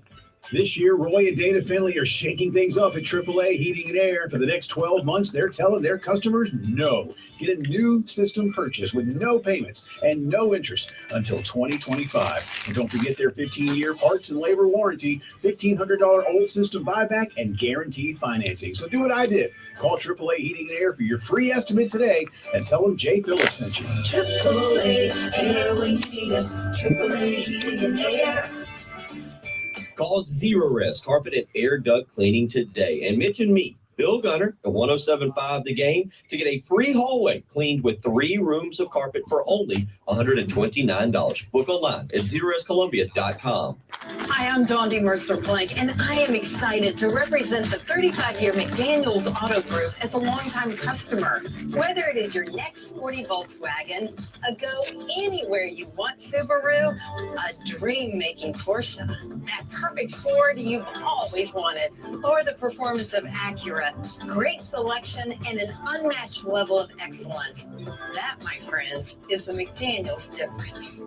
Visit McDanielsAutoGroup.com. Since 1963, Takeuchi has been a pioneer in the compact construction industry, having developed the world's first compact excavator in 1971 and the world's first compact rubber track loader in 1986. Takeuchi continues to revolutionize the industry through innovative technology and listening to customer needs. Now you can partner with a truly global leader by contacting TEC Rental Equipment in West Columbia, Orangeburg, and Somerville. From world first to world leader, Takeuchi.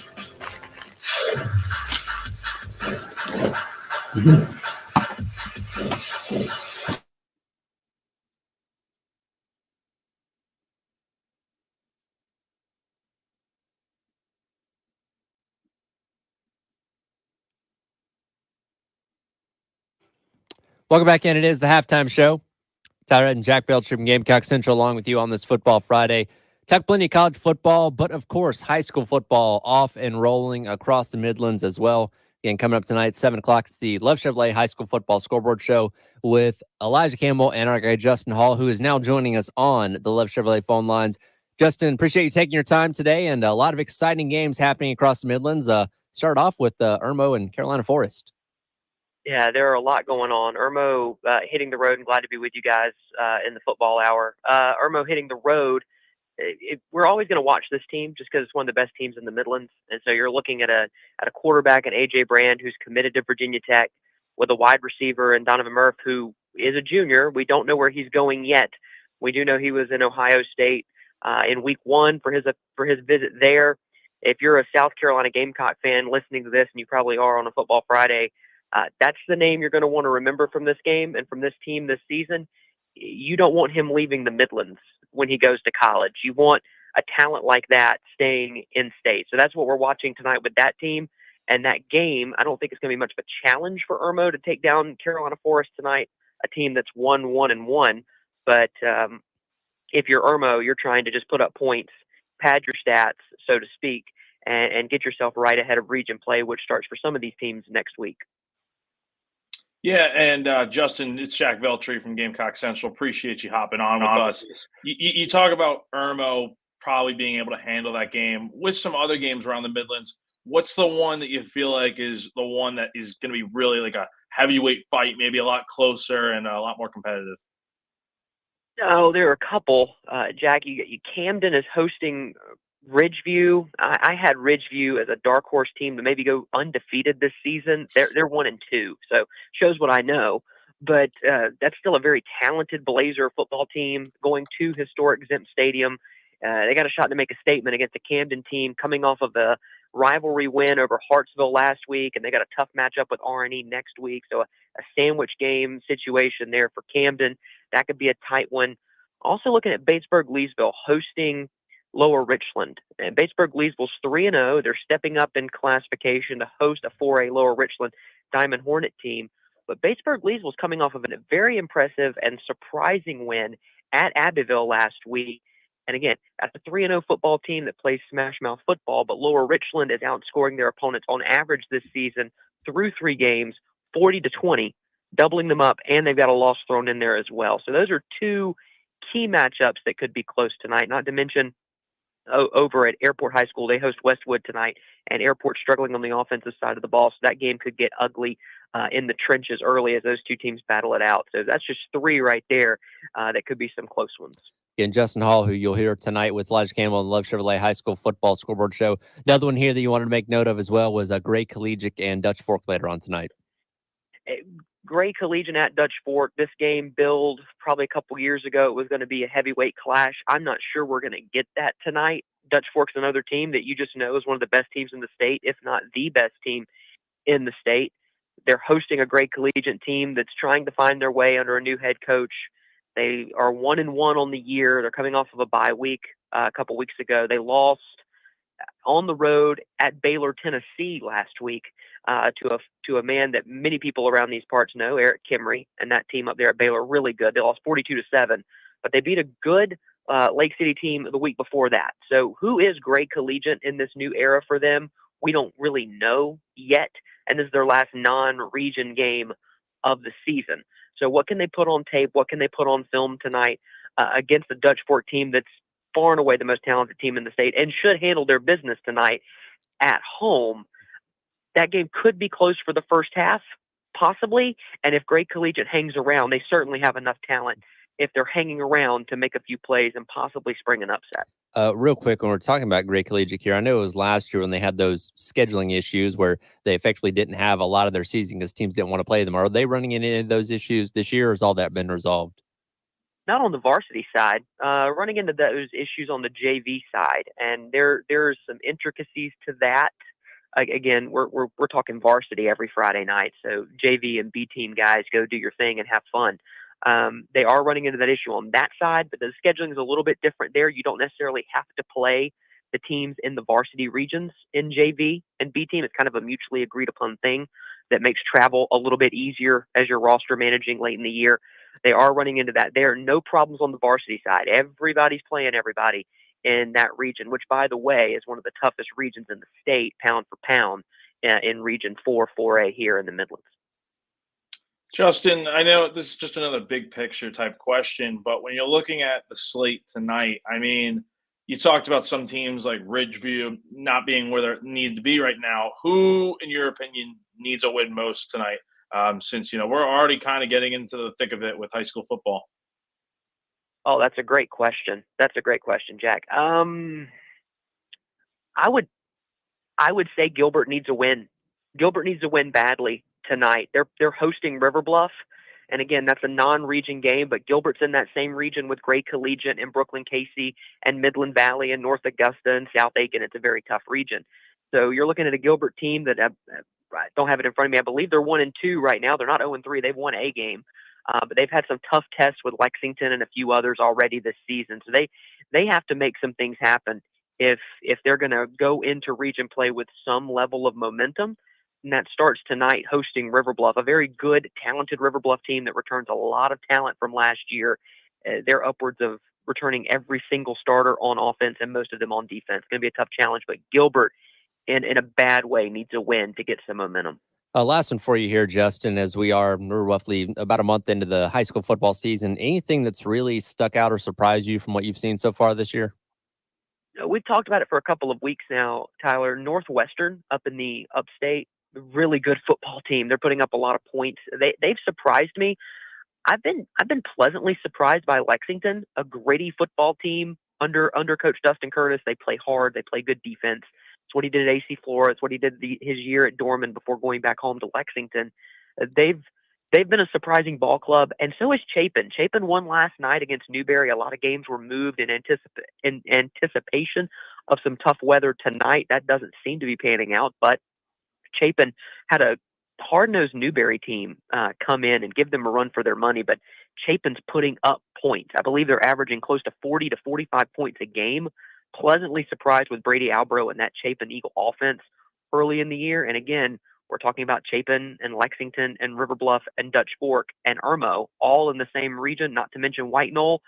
That's a tough one too. So a lot of really good quality teams outside of Dutch Fork that could be showing up in region play here in a week or two. Sounds like a good weekend on tap, and certainly looking forward to what you and Elijah have coming up tonight for the Love Chevrolet High School Football Show from 7 to 11. Appreciate your time, Justin. We'll check back in with you next week. Appreciate it, guys. Enjoy your Friday. Absolutely. Again, that Thank is you so Justin much. Hall, and again, that show coming up tonight from 7 to 11 as they get set for everything going on around the Midlands with high school football. Come back, wrap up hour number 2, hit our Firehouse Subs text of the hour. Also, Drew Brees with some harsh words for today's state of college football. With that coming up next, he's Jack Belcher from Gamecock Central. I'm Tyler Head on your Football Friday on the Game.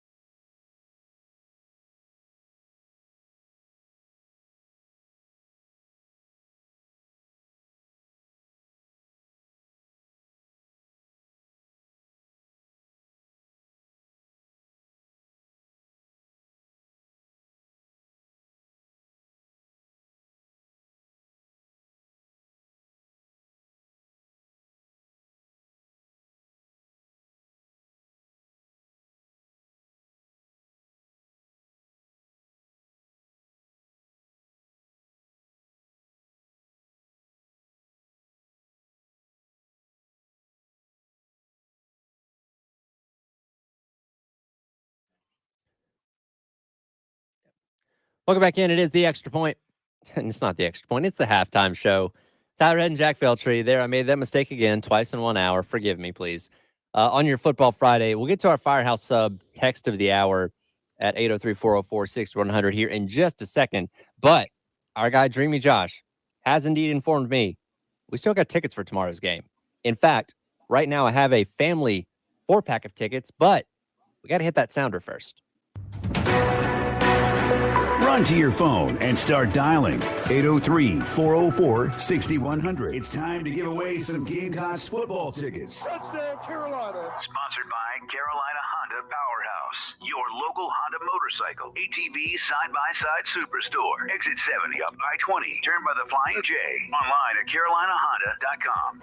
So this is for a family 4-pack of tickets. Caller number 5 right now, 803-404-6100. Win that pack of tickets for yourself. Captain Dave standing by to take your call. While he's doing that, we'll hit our Firehouse Sub text of the hour, 803-404-6100.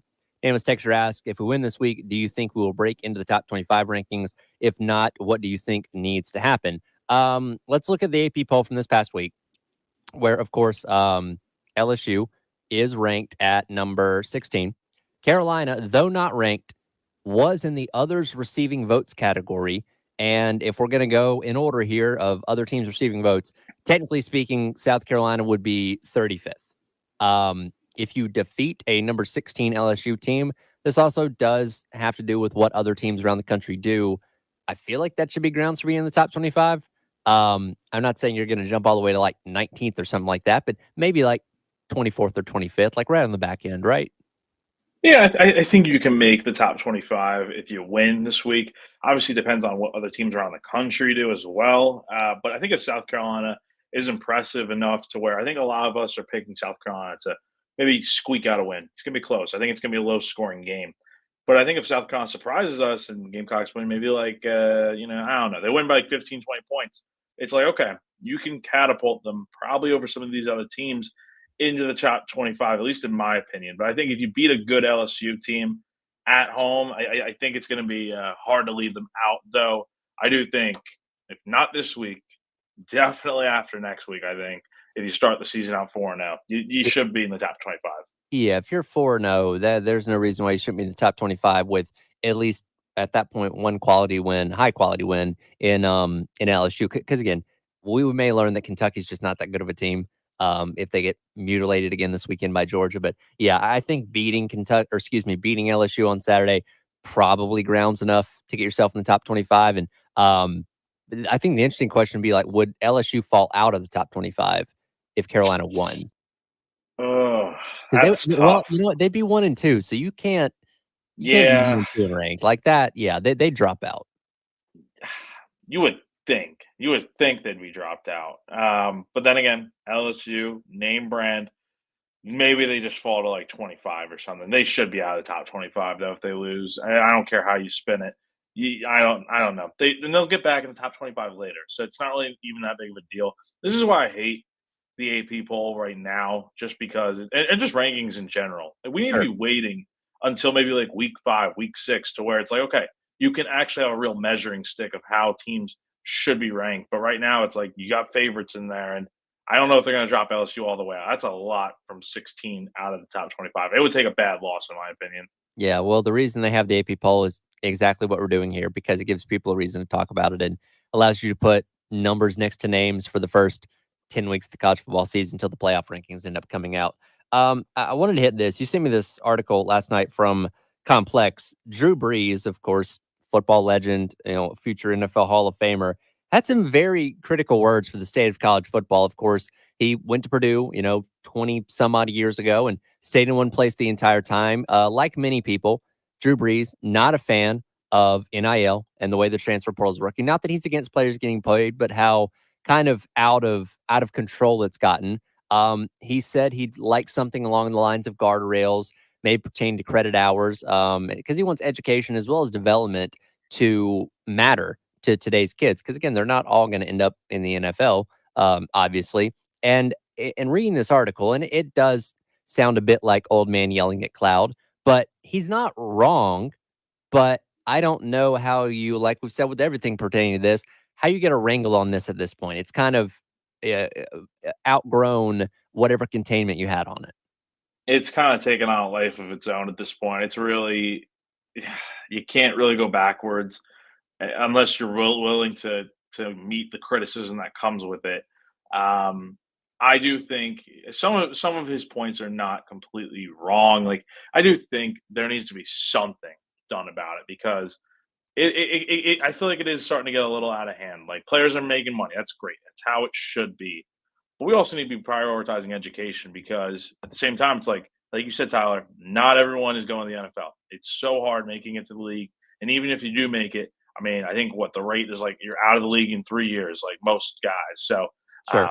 definitely need to have that education. And I feel like you see a lot of guys going to school just for the money and they don't give any, damn about their education. And I would like to see that change. It's a lost art to see a guy like Drew Brees, stick around as long as he did at Purdue, and then go on to the NFL and play as well as he did. And this was all before NIL, so times have changed. I understand why people are for and against it, but obviously with a guy like him who did what he had to do back in his days, I can see why he feels that way. And I think what he says about development makes a lot of sense too, from the standpoint of it used to be when you recruited a guy out of high school, he's going to come to your school and he's going to be there for anywhere between 3 and 5 years, depending on how good he is and how much he plays. And over that time, you can take him from where you get him at to begin with and develop him into whatever you want him to be over the course of those years.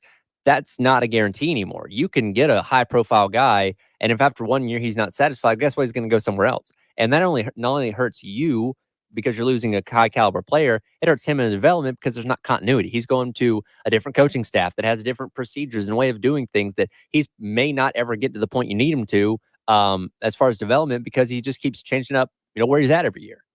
And that's my issue with the way college football is now. It's literally free agency. You can, if you're not happy with your situation, like I get it. It's not for everyone where you think like, okay, like, I'm going to Nebraska, for instance, and I'm really excited about it, and then it just doesn't work out the way you panned it to be. But I get it from that standpoint. But it's like you made a commitment. A commitment doesn't mean squat anymore in sports, especially in the college landscape. I don't know what you do about it to keep guys at the same school for a few years. I don't know how common that's going to be, but this is something that I just don't know if any one singular person could answer. It's going to take a lot of people in a room to kind of figure out, okay, what is the best step forward, and something has to be done, in my opinion. Yeah, it's going to be interesting to see how this evolves over time. And that's more of an off-season conversation because now that football's kicked off, we just kind of focus on what's happening between the white lines. But it's always important to keep those things in mind and what that means for the future of college sports and college football as a whole. 2 hours down, one more hour to go. By the way, we do have another chance to win tickets coming up very soon. So if you didn't win it here just a moment ago, keep it locked right here on the game because there is going to be one more opportunity before we get out of here. Coming next, it's what's trending at 2 on your Football Friday here on the game.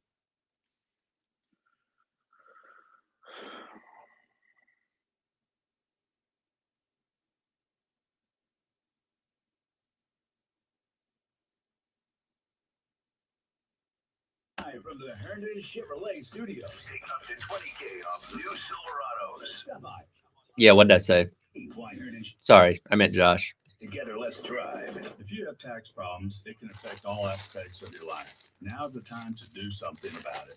Hi, I'm local attorney Fantastic. with the Ecton Law Firm. Everyone at our firm truly believes we can improve the lives of our clients by eliminating problems. We're a local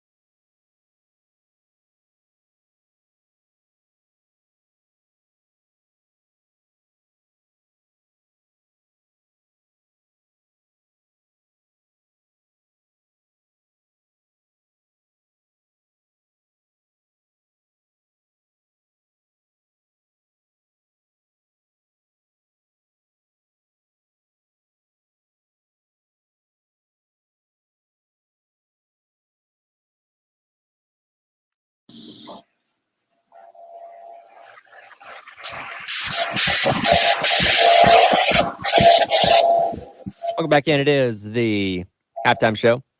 All right, Jack Belcher from Gamecock Central along with you on this Football Friday. It is time for what is trending at 2. Of course, we're talking all week about Carolina and LSU coming up tomorrow. Kickoff at noon. You'll be listening to right here on the game. Gamecocks Game Day with myself and Elijah Campbell, broadcasting live from 7 until 9 a.m. at Party Lot at Sound and Images. But some unexpected news that happened earlier on this morning. Ray Tanner, for those that have not been tuned in today, is set to move on from his role as athletic director. Not immediately. He is choosing on his own accord to move into a senior advisory role to the president at the university. And there's going to be a search for a new AD coming up here towards the end of the fall semester. And when that replacement is found, Ray Tanner will step away from that role. The new AD will come in. And then again, Ray Tanner will still be involved in the athletic department process, the university, all that kind of stuff, but no longer in his AD role. So, yes, not quite out of left field, but surprising that it was happening today. Yeah, it came at a weird time, right? Because I think people have been expecting this to happen for a while now. They've wanted it to happen, but the timing of it feels a little weird to where it's like we don't know what goes on behind closed doors, obviously. But this has probably been something that's been on Ray's mind for a little bit. I just wonder why, when you had Chance Miller here, why wasn't this a decision made earlier? Maybe he felt good about where he's at, but I don't know. I don't know what goes on behind closed doors right now with those guys, but it's curious, at least to me, that the timing of it.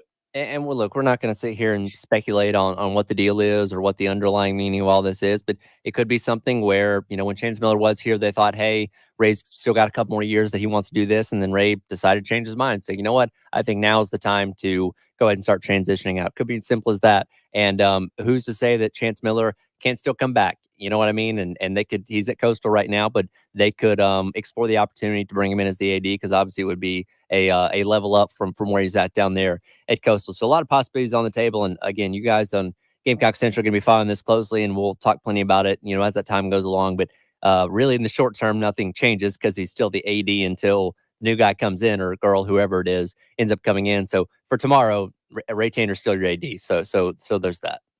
Yeah, it's gonna be fascinating to see who they bring in.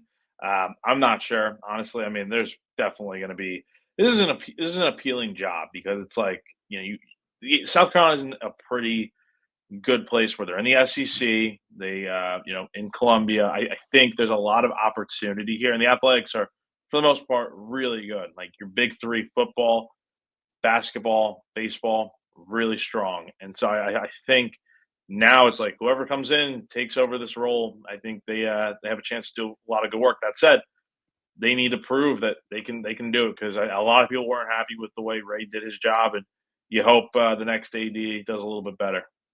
We'll see what happens. Definitely going to be something interesting to follow as time goes along. Continuing on with what's trending at 2. Last night, week 2 of the NFL season kicked off, and here's a sound that you heard a couple times last night. Hit it, Dave. On the ground, breaking tackles. James Cook inside the 20, inside the 5, somersaults for the touchdown. Whoa, going 49 yards.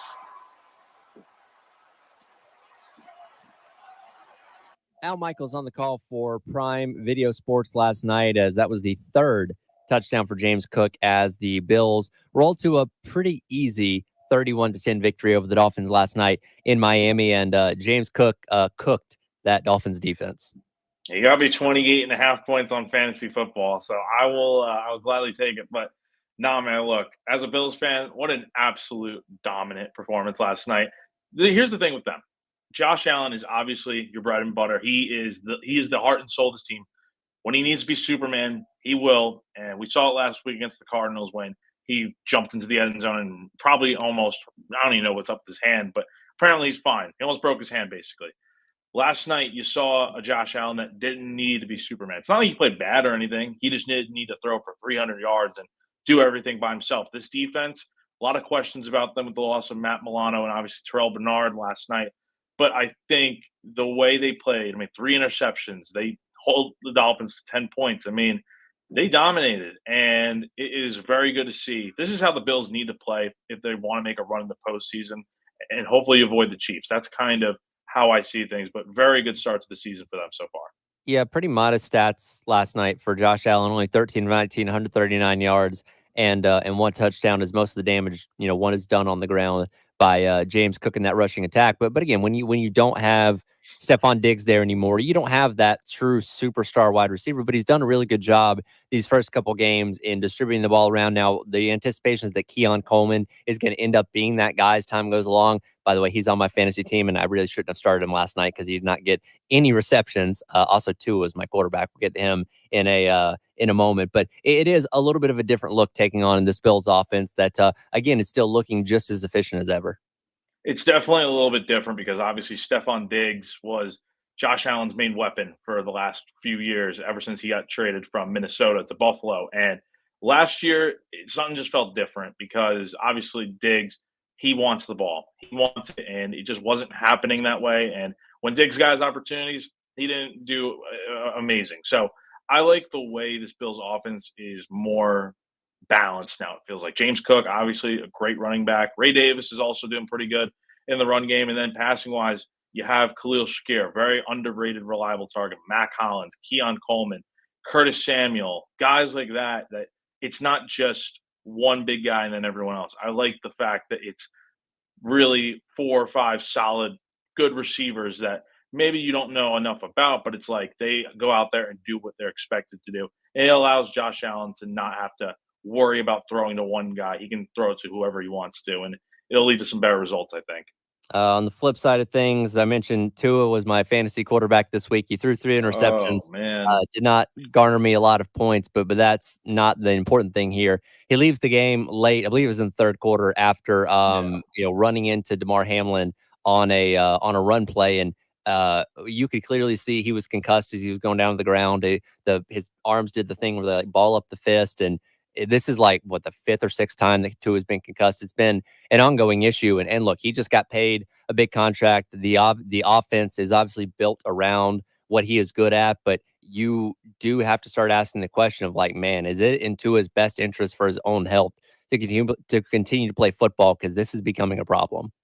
yeah. And first off, you hope he's okay. That's the big thing that matters here is that his health. But from a football standpoint, last night, even before the concussion happened, I mean, he just looked out of sorts throwing the football. I mean, one of the first interception was not his fault necessarily because it was a tip play, and then the last one he threw was just awful. I mean, trying to throw it away, and it got it was just left out in the open for the taking, and the Bills obviously had it for a pick six. But I mean, I saw the comparison that Tua is like the Hawaiian Daniel Jones. I don't know if I'd go that far because Daniel Jones is, let's face it, pretty bad. But I mean, Tua, man, it's like he has his stretches where he's just solid. Like I'm super high on Tua, but like when it comes to facing the Bills and just some of these bigger games, he just hasn't delivered yet.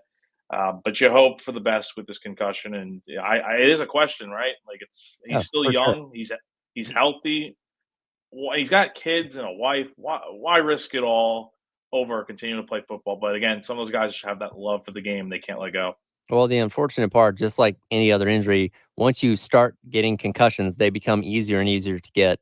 And again, the ones that he's had have been visibly bad.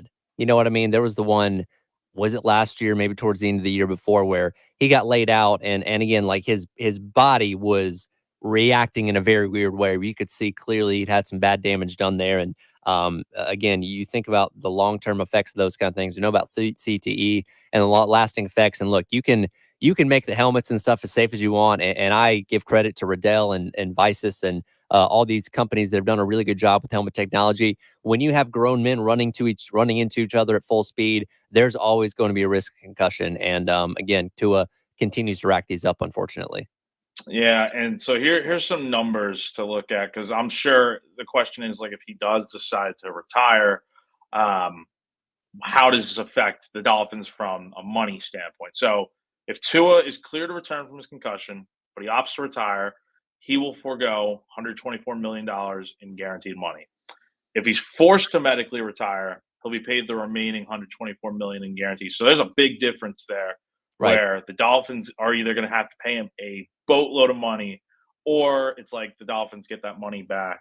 And again, it's a tough situation, because coming into last night, I did not think we'd be talking about another Tua injury. Oh, it's always something to keep in mind, but it's like this discussion of him, does he potentially retire? I mean, look, like we said, he's got kids, he's got a family. I mean, there's so much more than football. There's a life after football for him.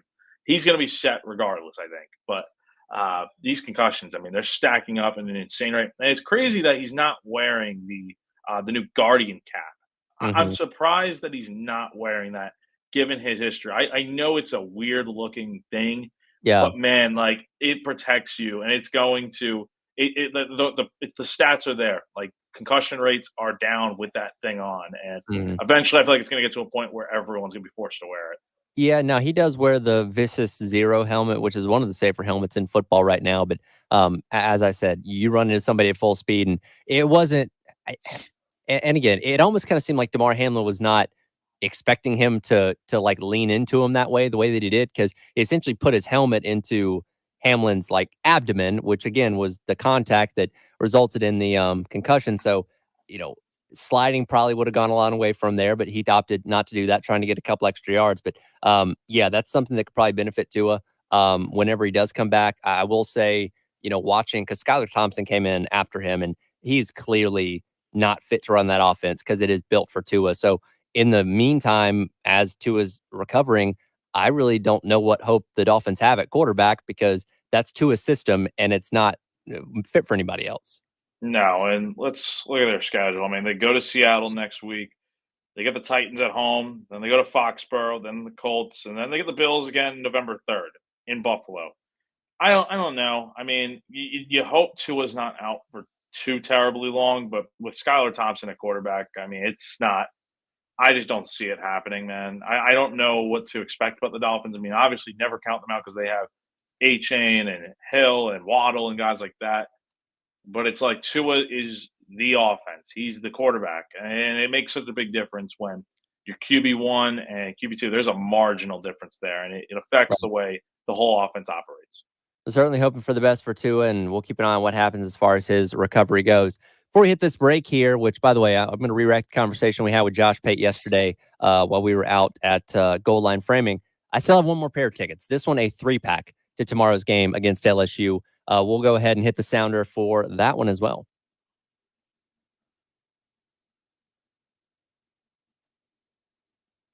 One more time.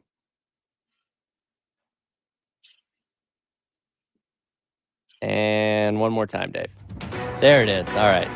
Run to your phone and start dialing 803-404-6100. It's time to give away some Gamecocks football tickets. Touchdown, Carolina. Sponsored by Carolina Honda Powerhouse, your local Honda motorcycle, ATV side-by-side superstore. Exit 70 up I-20, turned by the Flying J.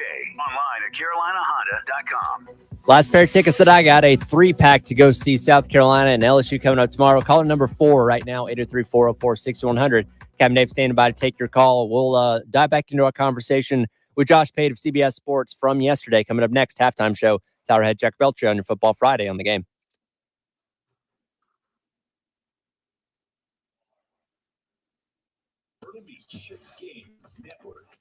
This next segment, it's just going to be replaying the interview from yesterday, so you don't have to do anything for it. So you got a few minutes. Okay, sweet. What time? So what? 2:30. We're gonna get back on there. We'll jump back in at 2:30. Okay, sweet.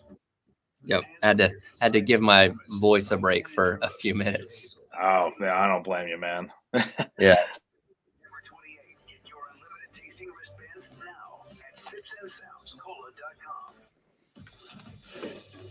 107.5 The Game, broadcasting live from the Herndon Chevrolet Studios. Take up to $20K off new Silverados. Stop by or shop online today and see why Herndon Chevrolet makes you smile. Together, let's drive. This is Larry Lightner. owner and founder of Midstate Roofing. And for nearly 30 years, we've continued to be the proven leader in the roofing and waterproofing industry. Midstate Roofing's proven history is your assurance that our professionals at Midstate Roofing will provide the proper advice, service, and results to the needs of your facility in a manner both safe and pleasing to your operation. From high-rise to hospitals, manufacturing to industrial, Midstate Roofing designs and installs bonded systems with a protective guarantee that will keep your operation dry and running long into the future. 24 hours a day, 7 days a week. And this is Blake Langer, reminding you to protect that roof with a maintenance contract. Call me today at 803-356-1919 or online at midstateroofing.com. That's midstateroofing.com. You'll speak to an on-call technician after hours or a Midstate Roofing staff member during hours at 803-356-1919 or online at midstateroofing.com. And as always, tell them Midstate Twins. If you have a leak, let Midstate Roofing take a peek. Holzenbach Heating and Air, the Midlands residential HVAC specialist. Call us today at 803-685-7920. That's 803-685-7920. Holzenbach Heating and Air, proud supporter of Gamecock football. Hey, it's Debo Williams with the Gamecock football team. The Gamecock Go Pass is back. For only $20 a month, you'll receive access to all non-conference football games, most men's and women's basketball and baseball games, and all softball and soccer and volleyball games. With the Go Pass, you have ultimate flexibility and there's no long-term commitment. To learn more about the Gamecock Go Pass, visit thegamecockclub.com/go. They say perfection is a journey, and at Carolina Stone Craftsman, that journey leads us to just outside Columbia in Chapin. Our marble, our granite, our quartz, they're sculpted with the highest craftsmanship, honed with family values, and delivered with professional results. Explore the craftsmanship of each slab, see all our new showroom has to offer, and experience our custom hardscapes. Crafted to perfection, experience Carolina Stone Craftsman's workmanship. Take us for granted. Your journey to perfection starts with us. Carolina Stone Craftsman, just beyond Columbia in Chapin and beyond your expectations. Carolina Stone Craftsman.com. Hi, I'm Dondi Mercer-Blank, and I am excited to represent the 35-year McDaniels Auto Group as a longtime customer. Whether it is your next sporty Volkswagen, a go anywhere you want Subaru, a dream-making Porsche, that perfect Ford you've always wanted, or the performance of Acura, great selection and an unmatched level of excellence. That, my friends, is the McDaniels difference. Visit McDaniels. I have to intro the Pate thing, and I'll tag it out at the end as well. Vicks Vapor Stick provides soothing, non-medicated Vicks vapors in an easy-to-apply stick, and it dries fast.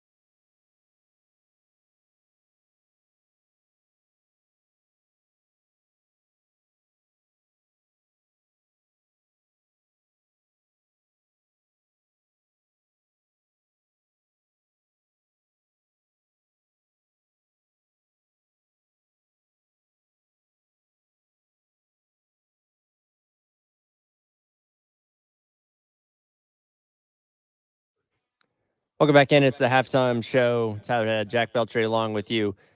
As I mentioned yesterday, we had Josh Pate from CBS Sports and the Josh Pate College Football Show on with us for a couple of minutes. He'll be in town this week. In fact, he's already in town. I just saw him taking a picture with the mayor across the street at the State House, which is pretty cool. But wanted to re-rack some of that conversation that we had with Josh as he gave his perspective on Carolina and LSU, and started off by asking him why he loves the environment at Williams-Brice Stadium so much. Well, I appreciate you having me. The first thing that stands out is, I guess, how little it's recognized as a top-tier venue nationally. Some of these other places get, a lot of national credit whenever you see, top 10, top 15 venues, top 10 game day environments.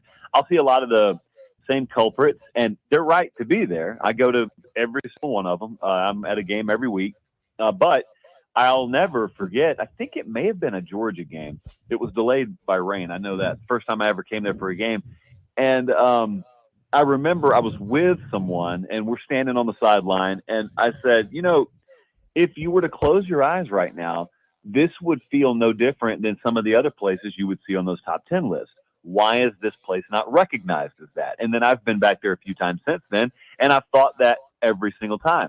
And the follow-up to that is these have not always been years where South Carolina's some top 10 team either. It's easy for people to be jacked up when you're in the top 10. The real measure of a fan base is, do they just bring it year over year over year, regardless of something external like the win-loss record? Everyone wants to win, but I mean, if you're a real passionate fan base, they don't need to, they don't need to do those sorts of things for you to be passionate. So that's what's always stood out to me about it. Hey, Josh, it's Wes Mitchell. Appreciate you doing this, man. Enjoy the show. And I know, I think you've talked about this a little bit, but can you talk a little, maybe from a more national standpoint, about just the opportunity South Carolina has this weekend as a team and a program when you didn't necessarily expect to be sitting here, especially the way that things started in week one. But here you are, really with the eyes of the college football world on your place, on your program, on your traditions. Can you talk about what that could maybe mean if South Carolina can take advantage and, of course, play well on the field too? Yeah, I've always been a believer, obviously, that recruiting is the lifeblood of college football. So everyone knows that. But I think sometimes people overthink what it takes to be a good recruiter and what it takes for a program to recruit high-level athletes. Winning football games on big stages has been, and always will be the best recruiting tool you can have. Now, if you're Georgia is probably the top program in the country right now, so they can always count on several very, very big stages that they'll be on in a given year, and they can usually count on them winning on that big stage. If you were coming into the season with South Carolina and we were to circle the stages that we expected to be truly national, I don't know that we would have circled this. We would have circled it as a big game, but we would not have known what time's kickoff going to be, what networks are going to be on. Certainly, we would not have guessed which pregame shows were going to be in town. I would have guessed Alabama at Wisconsin if you would have polled me on this a month ago. So it drops in your lap. So a lot of people talk about right place, right time frequently. It's a really popular phrase. The way I view right place, right time is, from a program's perspective, get your program in the right place. Just have it in the right place, and then the right time will find it. So if Shane's got the program in the right place, the right time has found it this weekend. And then if you go and you win a game over a team that is perennially in the conversation like LSU, then that's the best message you could ever send in recruiting. Everything you've been telling kids, you didn't have to say. That Saturday morning or afternoon validated it in front of their eyes on a TV screen or in person. I know they got a lot of official visitors this weekend. So it's about recruiting. It's always about recruiting. Josh, Chris Clark here. Thanks for taking time to join us, man. So since you mentioned LSU and how they're perennially in that conversation, LSU is one of those programs that typically you look at them, even in years where maybe they only win 4 or 5 games, not quite up to their standard, but they're always super talented. How do you view the talent level and maybe the ceiling of this year's LSU teams compared to some maybe in the past? What type of LSU team is coming to Williams-Brice on Saturday? It's a really interesting question, actually, because normally when you think LSU football, you think even if they don't have anything else, they're going to have good defensive line play and they're going to have high-level athletes in the secondary. Well, that is not this year's LSU team. It wasn't last year's LSU team. And last year's LSU team had a Heisman Trophy quarterback on it for just good measure. But the things that you can count on LSU having, they didn't have. Now, what Brian Kelly did, I'm sure a lot of you guys have talked about this week, and we talked about it all spring and summer if you're a college football fan, is he went and hired really, really good guys on the defensive side, just like Lincoln Riley did at USC. So Brian Kelly made the right moves. My question when they came in, those coaches, as it still is now, is what do they have to work with? And I'm not sure still either in the secondary or up front. that they have the kind of premier depth and athleticism and versatility, especially up front, that your vintage LSU teams will have had. Now, this is speaking as sort of first world problem for LSU, because they're still really, really good players. They may not be as deep and as high level as they normally are, but they're plenty capable of competing in every game they play. They're capable of winning most games they play. You're looking already at a situation where their back's against the wall because they lost in week 1. And the prospect of going 1-2 through the first 3 weeks for LSU when they still have 4 or 5 more losable games on their schedule, it kind of puts us in a situation where we're looking at the first must win of the season for one of these major teams. Again, talking to Josh Pate of CBS Sports and the Josh Pate College Football Show, ahead of Saturday's South Carolina LSU game. And you in the offseason get to sit down with a lot of different coaches around the country. You sat down with Coach Beamer a couple months ago and, got some insight into this South Carolina program for what is a very important season this year in year number 4 under Beamer. What stands out to you about him as a head coach, and what makes him unique or special compared to some of the other coaches around the country for what he's doing here at South Carolina? I think if I were to take the head coaches just across the country and I were to, put them in a social setting, just put them at a table of 8 in a restaurant or something like that. Shane Beamer seems to me like the guy who would acclimate the best and the quickest. He's a guy who absolutely has earned the spot he's got, but he also hasn't become sort of detached from the real world. And you can tend to do that sometimes when you enter that different tax bracket, and then you're also insulated bubble-wise with what your job entails. And Shane Beamer's not that, which is a good thing. The other thing is, I think he did a really good job when we did that sit-down with him of explaining how intricate and layered the process is of running a program. I always love those guys to dive deep on that if they will. I don't even think they know it fascinates people, and maybe it doesn't, everyone else, but it fascinates me to listen to a coach talk about how meticulous you have to be, not just on game day. I'm talking about scheduling a meeting the morning of practice number 8 in the spring, and that entire meeting consisting of going over every detail that's going to happen in that practice. Who's going to use which corner of the field? How many cones do you need down there? How many assistants do you need down there? How much yardage do you need? Can we fit this wide receiver drill in over here? Just to listen to that. And sometimes these staffs will let me sit in on those meetings, and it's so fascinating because I don't think the general public has any clue how much detail goes into running a football program and how much you have to delegate because it's impossible for one person to do it. He does a really good job of that. He does a really good job of disseminating it and describing it, and that's what stood out the most to me when we made our trips there. Again, Josh, got about a minute left. Real quick, give us maybe one key to victory for either side Saturday at Williams-Brice. What happens on 3rd and 5+ when South Carolina's defense is on the field?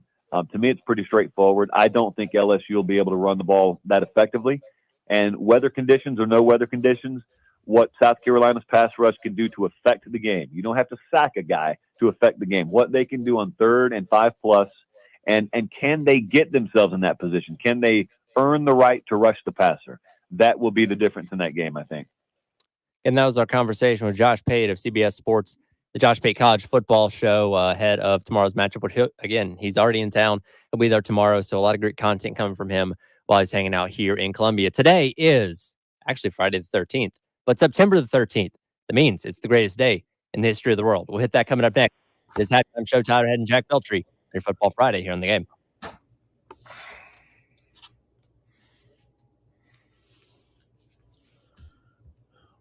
In Florence, 100.5 the game. In Myrtle Beach, 100.3 the game.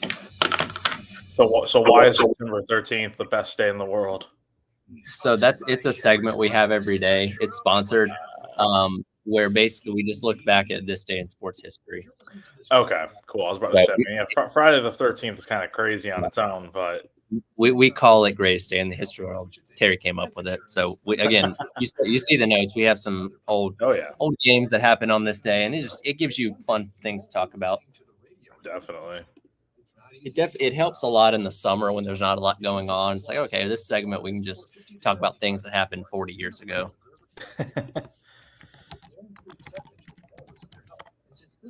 insurance is guaranteed, you don't have to get a medical exam. In fact, you don't even have to fill out a health questionnaire. For a free quote, visit GerberLifeFamily.com. Then when you stop, if you stop listening to the radio, your family can use the insurance money to help cover your high expenses or anything else. Your kids already inherited your ears, allergies, and questionable singing voice. Don't make them inherit your final expense tab too. Visit GerberLifeFamily.com. See website for terms or restrictions. You can count on hot summers in the Midlands. You can count on those South Carolina roads biting. And when you end up with a broken windshield, you can certainly count on Absolute Glass. With one phone call, we can repair, replace, and recalibrate your car's windshield. We'll handle the insurance calls, and for most folks, it won't cost you a dime to let us fix your windshield. Absolute Glass has been voted Lexington's best for 15 years straight. So call Absolute Glass at 951-7200. Or find us online at absoluteglassinc.com. And remember, if you can see through it, we can do it. NIL is more important than ever to success in college athletics. Our friends at Garnet Trust are trying to build the best NIL program in the country for South Carolina student athletes. Head on over to garnettrust.com where you can support Gamecock athletes, get access to exclusive content, and help build the best NIL program in the country. Firehouse Subs, Hook and Ladder jingle, take one. Hook and ladder, when it's not, it just tastes better. Warm that smoky turkey, that thin slice. Guys, this is a 30-second ad. You gotta sing faster. Hook and ladder, when it's hot, it just tastes better. Melty cheese and toast bread, mustard mayo, perfect. Lettuce, green, and onion. The sandwich is too big for the song. It's too big. The Hook and Ladder, available only at participating Firehouse Subs restaurants. What you're talking about. Sponsored by Love Chevy, where the winning is only beginning. South Carolina's #1 volume Chevy dealer. I-26 at Harbison at lovechevy.com. Together, let's drive. This year, Roy and Dana Finley are shaking things up at AAA Heating and Air. For the next 12 months, they're telling their customers no. Get a new system purchase with no payments and no interest for a whole year. You heard that right. Purchase a brand new system in 2024 and get no payments and no interest until 2025. Do what I did. Call AAA Heating and Air today for your free estimate. 803-677-1500. Tell them Bill Gunner sent you. AAA Air when you need us. AAA Heating and Air.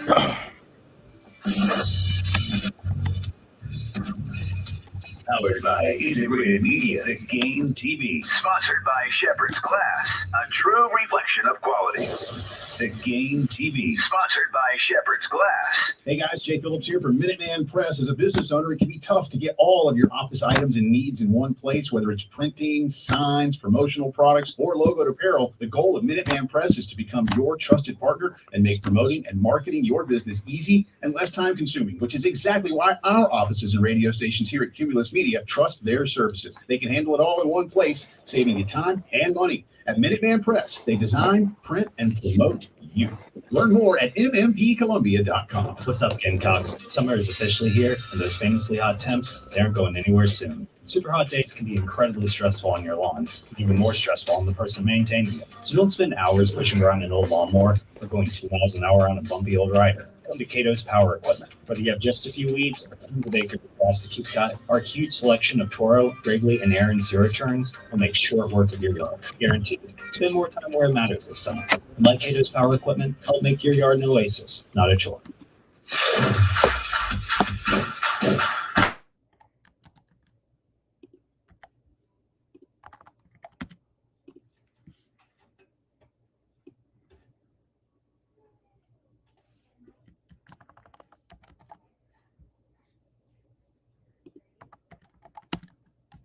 Welcome back in. It is the halftime show. Tyler Head, Jack Belcher from Gamecock Central along with you. Reminder, the Lawyer Lisa Special Teams Touchdown Contest still ongoing. Just like last year, $100 out of the pot each and every game during the season. And whenever that Special Teams Touchdown happens, could happen this weekend, you could be the winner of all that money in the pot. Just go online to 1075thegame.com and register for your chance to win. But today is indeed September 13th.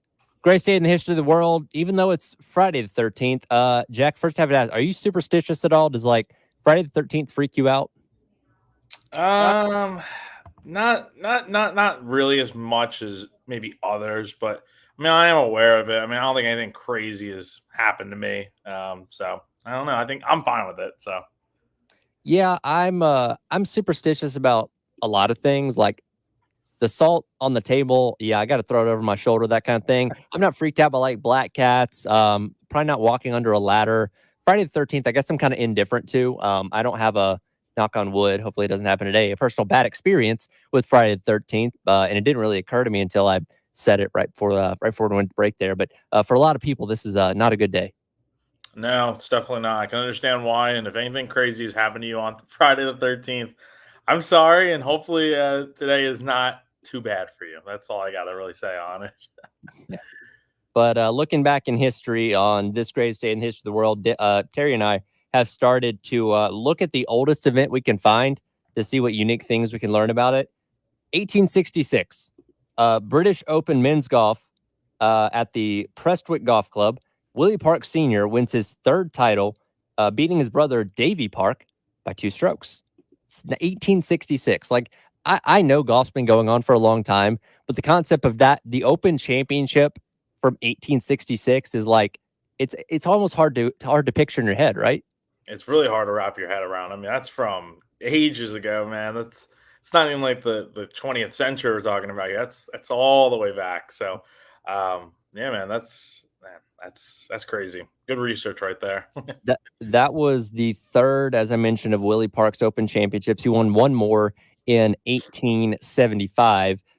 He was the co-holder record for most wins in the Open tournament until James Braid picked up his 5th win in 1910. So early legend of golf, Willie Park Jr. Willie Park Sr. here, excuse me. But that happened on this day back in 1866. Let's get a little more modern now. This is one I figured you would enjoy. This day in 1992, Buffalo Bills Jim Kelly and San Francisco Steve Young throw for more than 400 yards, and neither team punts for the first time in NFL history. Bills defeat the 49ers 34-31 and is what has become known as the no punt game. You like to hear that offense rules the day. I feel like that's kind of how things kind of are right now with Buffalo, with Josh Allen and stuff, and going for it on 4th down and stuff. And honestly, the Lions are kind of like that too with Dan Campbell's approach to things. But 2 great quarterbacks going at it. Obviously, Jim Kelly is a legend in Buffalo, and Steve Young right alongside him with the 49ers. So not surprising that is the case right there. Well, and I think it's also worth putting in context here, like 400. What about now? Okay. What about now?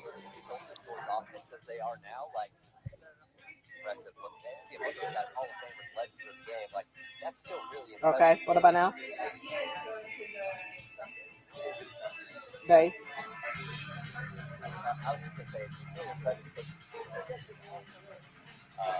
Do what? Okay, this is Jeannie Jackson recording live.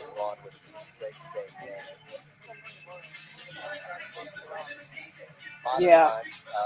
Can you hear me now? Is that better? Is it me? Okay, because I feel like I'm talking on the radio. That's why. Okay, I'll ask. Yeah, I'll ask them to turn it down once we get started. Okay. I'm gonna test the other one. Okay.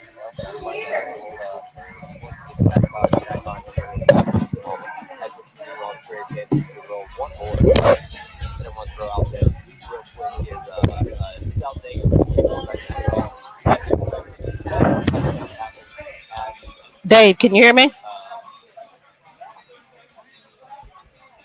Okay. And I'm talking loud. Is that better? Okay. Okay.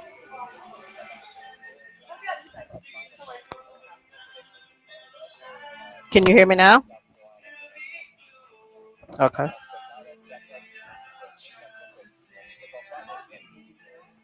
Okay. Hey, Dave. Dave, can you hear me? Is it? It's still loud. Hold on. Let me make sure. What is happening? Uh, Oh. Hold on. Can you take the access off of... Can you unlight up the access on the board? That's probably why I can't hear us. Let me make sure, Dave. Hold on.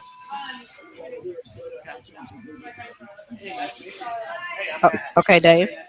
It's going to override him. Is that still loud? I'll be right back. Can you hear me, Dave? Down more? Okay. Are we good right here? Okay. Are we good? Okay, is that input that I'm turning down? Okay. Well.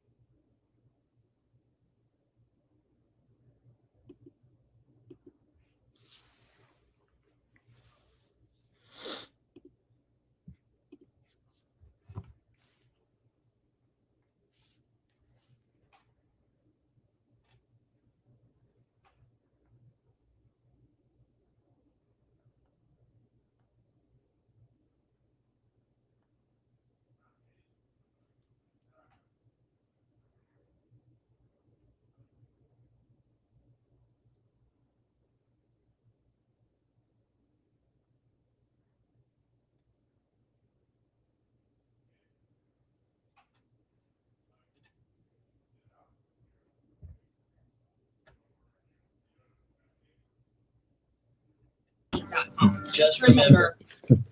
Okay. Can you hear me? So for this last segment, because I don't want to come through the board twice, whenever I'm talking, you're going to have to make sure he's off. And then when he's talking, I'm gonna turn my microphone on and off so you can hear me. I hope so, but in the meantime, we're gonna have to switch it back and forth. So just be ready to turn him on and off so we're not okay.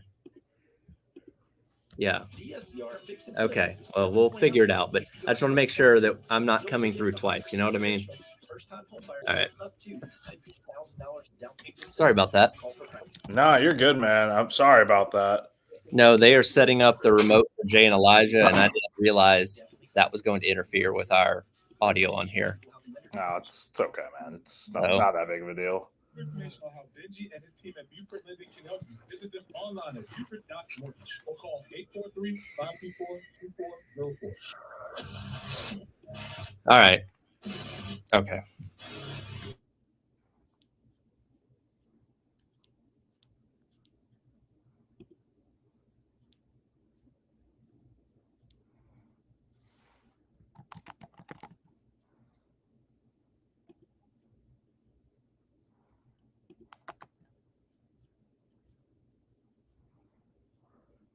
On your Friday, getting you set for South Carolina and LSU coming up this weekend as it's a huge game. We can't understate that by any means for what this means for South Carolina and LSU both, as Jack and I dove into a little bit earlier. And as we get through these final couple minutes here, kind of going back to our conversation a little bit earlier, biggest key to the game for you, what is an absolute must for South Carolina tomorrow to be able to walk out with the win? I think it's multiple things, but if I had to narrow it down to one thing, I just think defensively, you really have to play a crisp game against this LSU passing attack. And what do I mean by that? I think it starts with Dylan Stewart and Kyle Kennard and the defensive line creating pressure like they have been and kind of starting to replicate what they did against Kentucky last week. It's easier said than done. I don't know if it's going to happen. It's going to be tough to hold Garrett Nussmeier 44 yards passing, but they're able to create pressure and force him into some bad throws. I think that is where the difference in this game is, because I think South Carolina's going to be able to score enough. It'll be tight, but I do think defensively is where they have to win this battle. Yeah, definitely so. I brought this up to Wes and Chris earlier. I don't think South Carolina can win a track meet 42-38 game. I think they very much can win a 24-20 type of game, like relatively low scoring where defense plays a role. Again, we have a lot of hope and faith in this defense from what we've seen through the first 2 weeks. That's going to get tested because, again, you have got NFL caliber talent in LSU's receiving core. You have got a very solid quarterback in Garrett Nussmeier, a very good offensive line, at least when it comes to pass blocking. Like, this is a great litmus test where, again, it's going to set the tone for our belief in Carolina going forward, because if they can handle their business against this team, then I'm not saying they're going to go undefeated after this. There's no team that they can't hang in there with, I feel like, defensively. Oh, yeah, man. I think tomorrow is easily, at least so far, the biggest test of the year. And again, it really comes down to, okay, let's say LSU is running the ball right out of the jump. How do you stop that? Because against Kentucky, like we talked about earlier, they were so stopping the run when it really mattered most on third down in critical situations to hold Kentucky to field goals. They did their job. Now it's about, okay, let's get those stops on first and second down, and that way you force Nussmeier into some tougher passing situations, and maybe in a way you eliminate the run game. That forces LSU maybe to throw the ball 40, 50 times. Not saying that's going to happen, but that is an ideal way to go about it. And then you can let your defense do the rest from there. I think it's also important to look at this from Lenore Seller's perspective, because, again, this is another big step in his progression as a quarterback. You had your first career start, shaky. Had your first career road SEC start, a little bit better. First career start against a huge, big-name team on national television. A lot of spotlights on you. And, again, Seller's very good, even keel, good head on his shoulders type of kid. I don't think it's going to rattle him, but if he comes out there and looks a little nervous in the first drive or two, I'm not going to be shocked by it. So it's about settling in, calming down, and making good decisions. And as we've seen the improvement, he had the interception last week. The pass protection has allowed him to put the ball on the ground a couple times. Fortunately, they weren't giving those balls away last week. You cannot afford to give LSU any free passes, especially in a short field. Like, you have to protect that ball at all costs, because if you lose the turnover battle here, you're probably not winning the game. Yeah, and that's kind of what it comes down to for me, man, is like, okay, if South Carolina plays the way they did offensively last week, I feel good about them winning this game. At the same time, though, like, I feel like Sellers is going to have to make some tough throws, and it might not be the case as last week where Mazio Bennett is left, wide open on 2 plays, and those lead to big plays and touchdowns, and maybe you don't get LSU to jump off sides on 4th and 1 like they did against Kentucky. So you're facing a much more talented team. It's not impossible to win this game by any stretch. You can definitely go out there and do it, but you really have to execute the right way and win the battles that you need to win. So the turnover battle, getting the run game going. You typically win a lot of games when you're rushing for more than 100 yards, and you just need to be really sound out there on the field. What was that stat? Was it when Carolina rushes for over 100 in the Beamer era? Are they either undefeated or only have 1 loss, I think? Yeah, it's like their record's really, really good. They might have a loss or 2. I know Shane's talked about it a few times over the years, but it's definitely a number to keep an eye on. And like we talked about earlier, Rocket Sanders, when is the game going to happen where he just goes off? And I think he's been pretty good so far, but like not great. Like not anything like, oh man, this guy, he ran for 150 yards. He's going to be hard to stop. Like, teams have been able to contain him a little bit, but when push comes shove, Rocket has been really solid for them. He just needs to do a little bit more to win this type of game.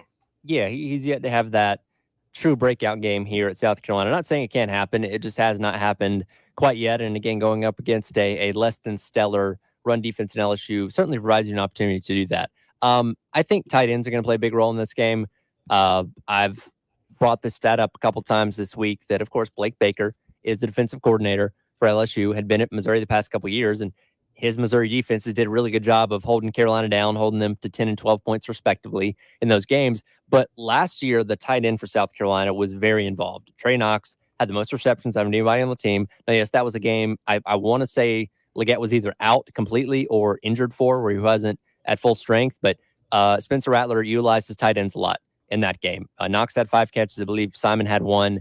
We've obviously seen the emergence of Michael Smith this year.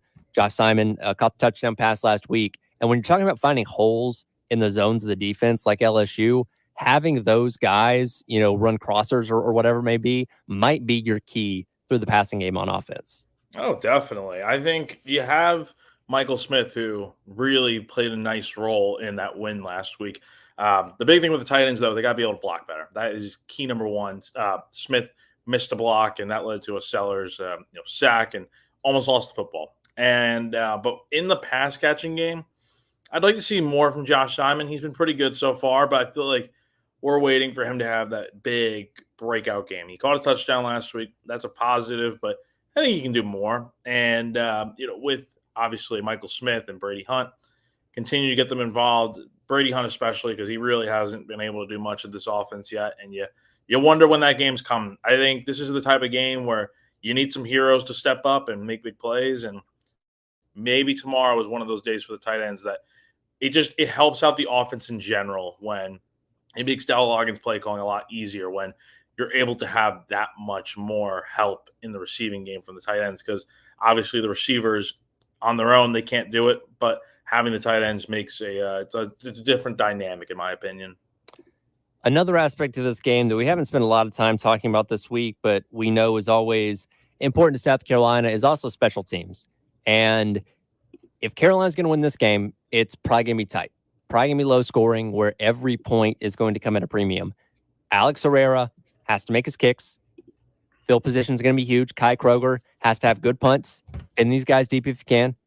Juju McDowell, good in the return game, and maybe break one off and get somebody paid with the lower release special teams touchdown contest. That'd be awesome. Also, you got to contain Xavier Thomas. He last year played at Mississippi State, was here when the Bulldogs came to town, and had about 50 yards on 5 receptions last year. 2 touchdowns on special teams in his time in Starkville. This guy's dangerous. You have to watch out for him. So making sure they don't beat you at your own game is also very important tomorrow. Totally. And I think they did a pretty good job against Kentucky on kickoff, containing those guys. That's what you need to do. Like, the kickoff rules are obviously different from what the NFL is, a lot more mainstream, what we're used to. You got to be able to fly down there and make tackles. And so far, I felt pretty good about those guys out there. But to win this game, you have to win in all 3 phases. It's defense, it's offense. I think you can feel pretty good about those. But if it does come down to it, like if you need that one extra play, maybe it has to come from special teams. And I don't know who's going to be able to make that play. I don't know who will. It's someone I feel like is going to have to. And that might be Herrera making a field goal and Kai Kroger booming a nice punt. But so far, they've been able to do it relatively well. Like, Herrera's been good in his opportunities, and Kai Kroger last week, I mean, he won SEC Special Teams Player of the Week. So they're on the right track. Now let's just see how they do against LSU. Approaching the final minute here. Last week, you and you were the only ones that believed in Carolina going on the road to Lexington and winning the game. I think a lot more of us are in belief this week. I imagine you're probably in that same boat. What's this final score look like tomorrow?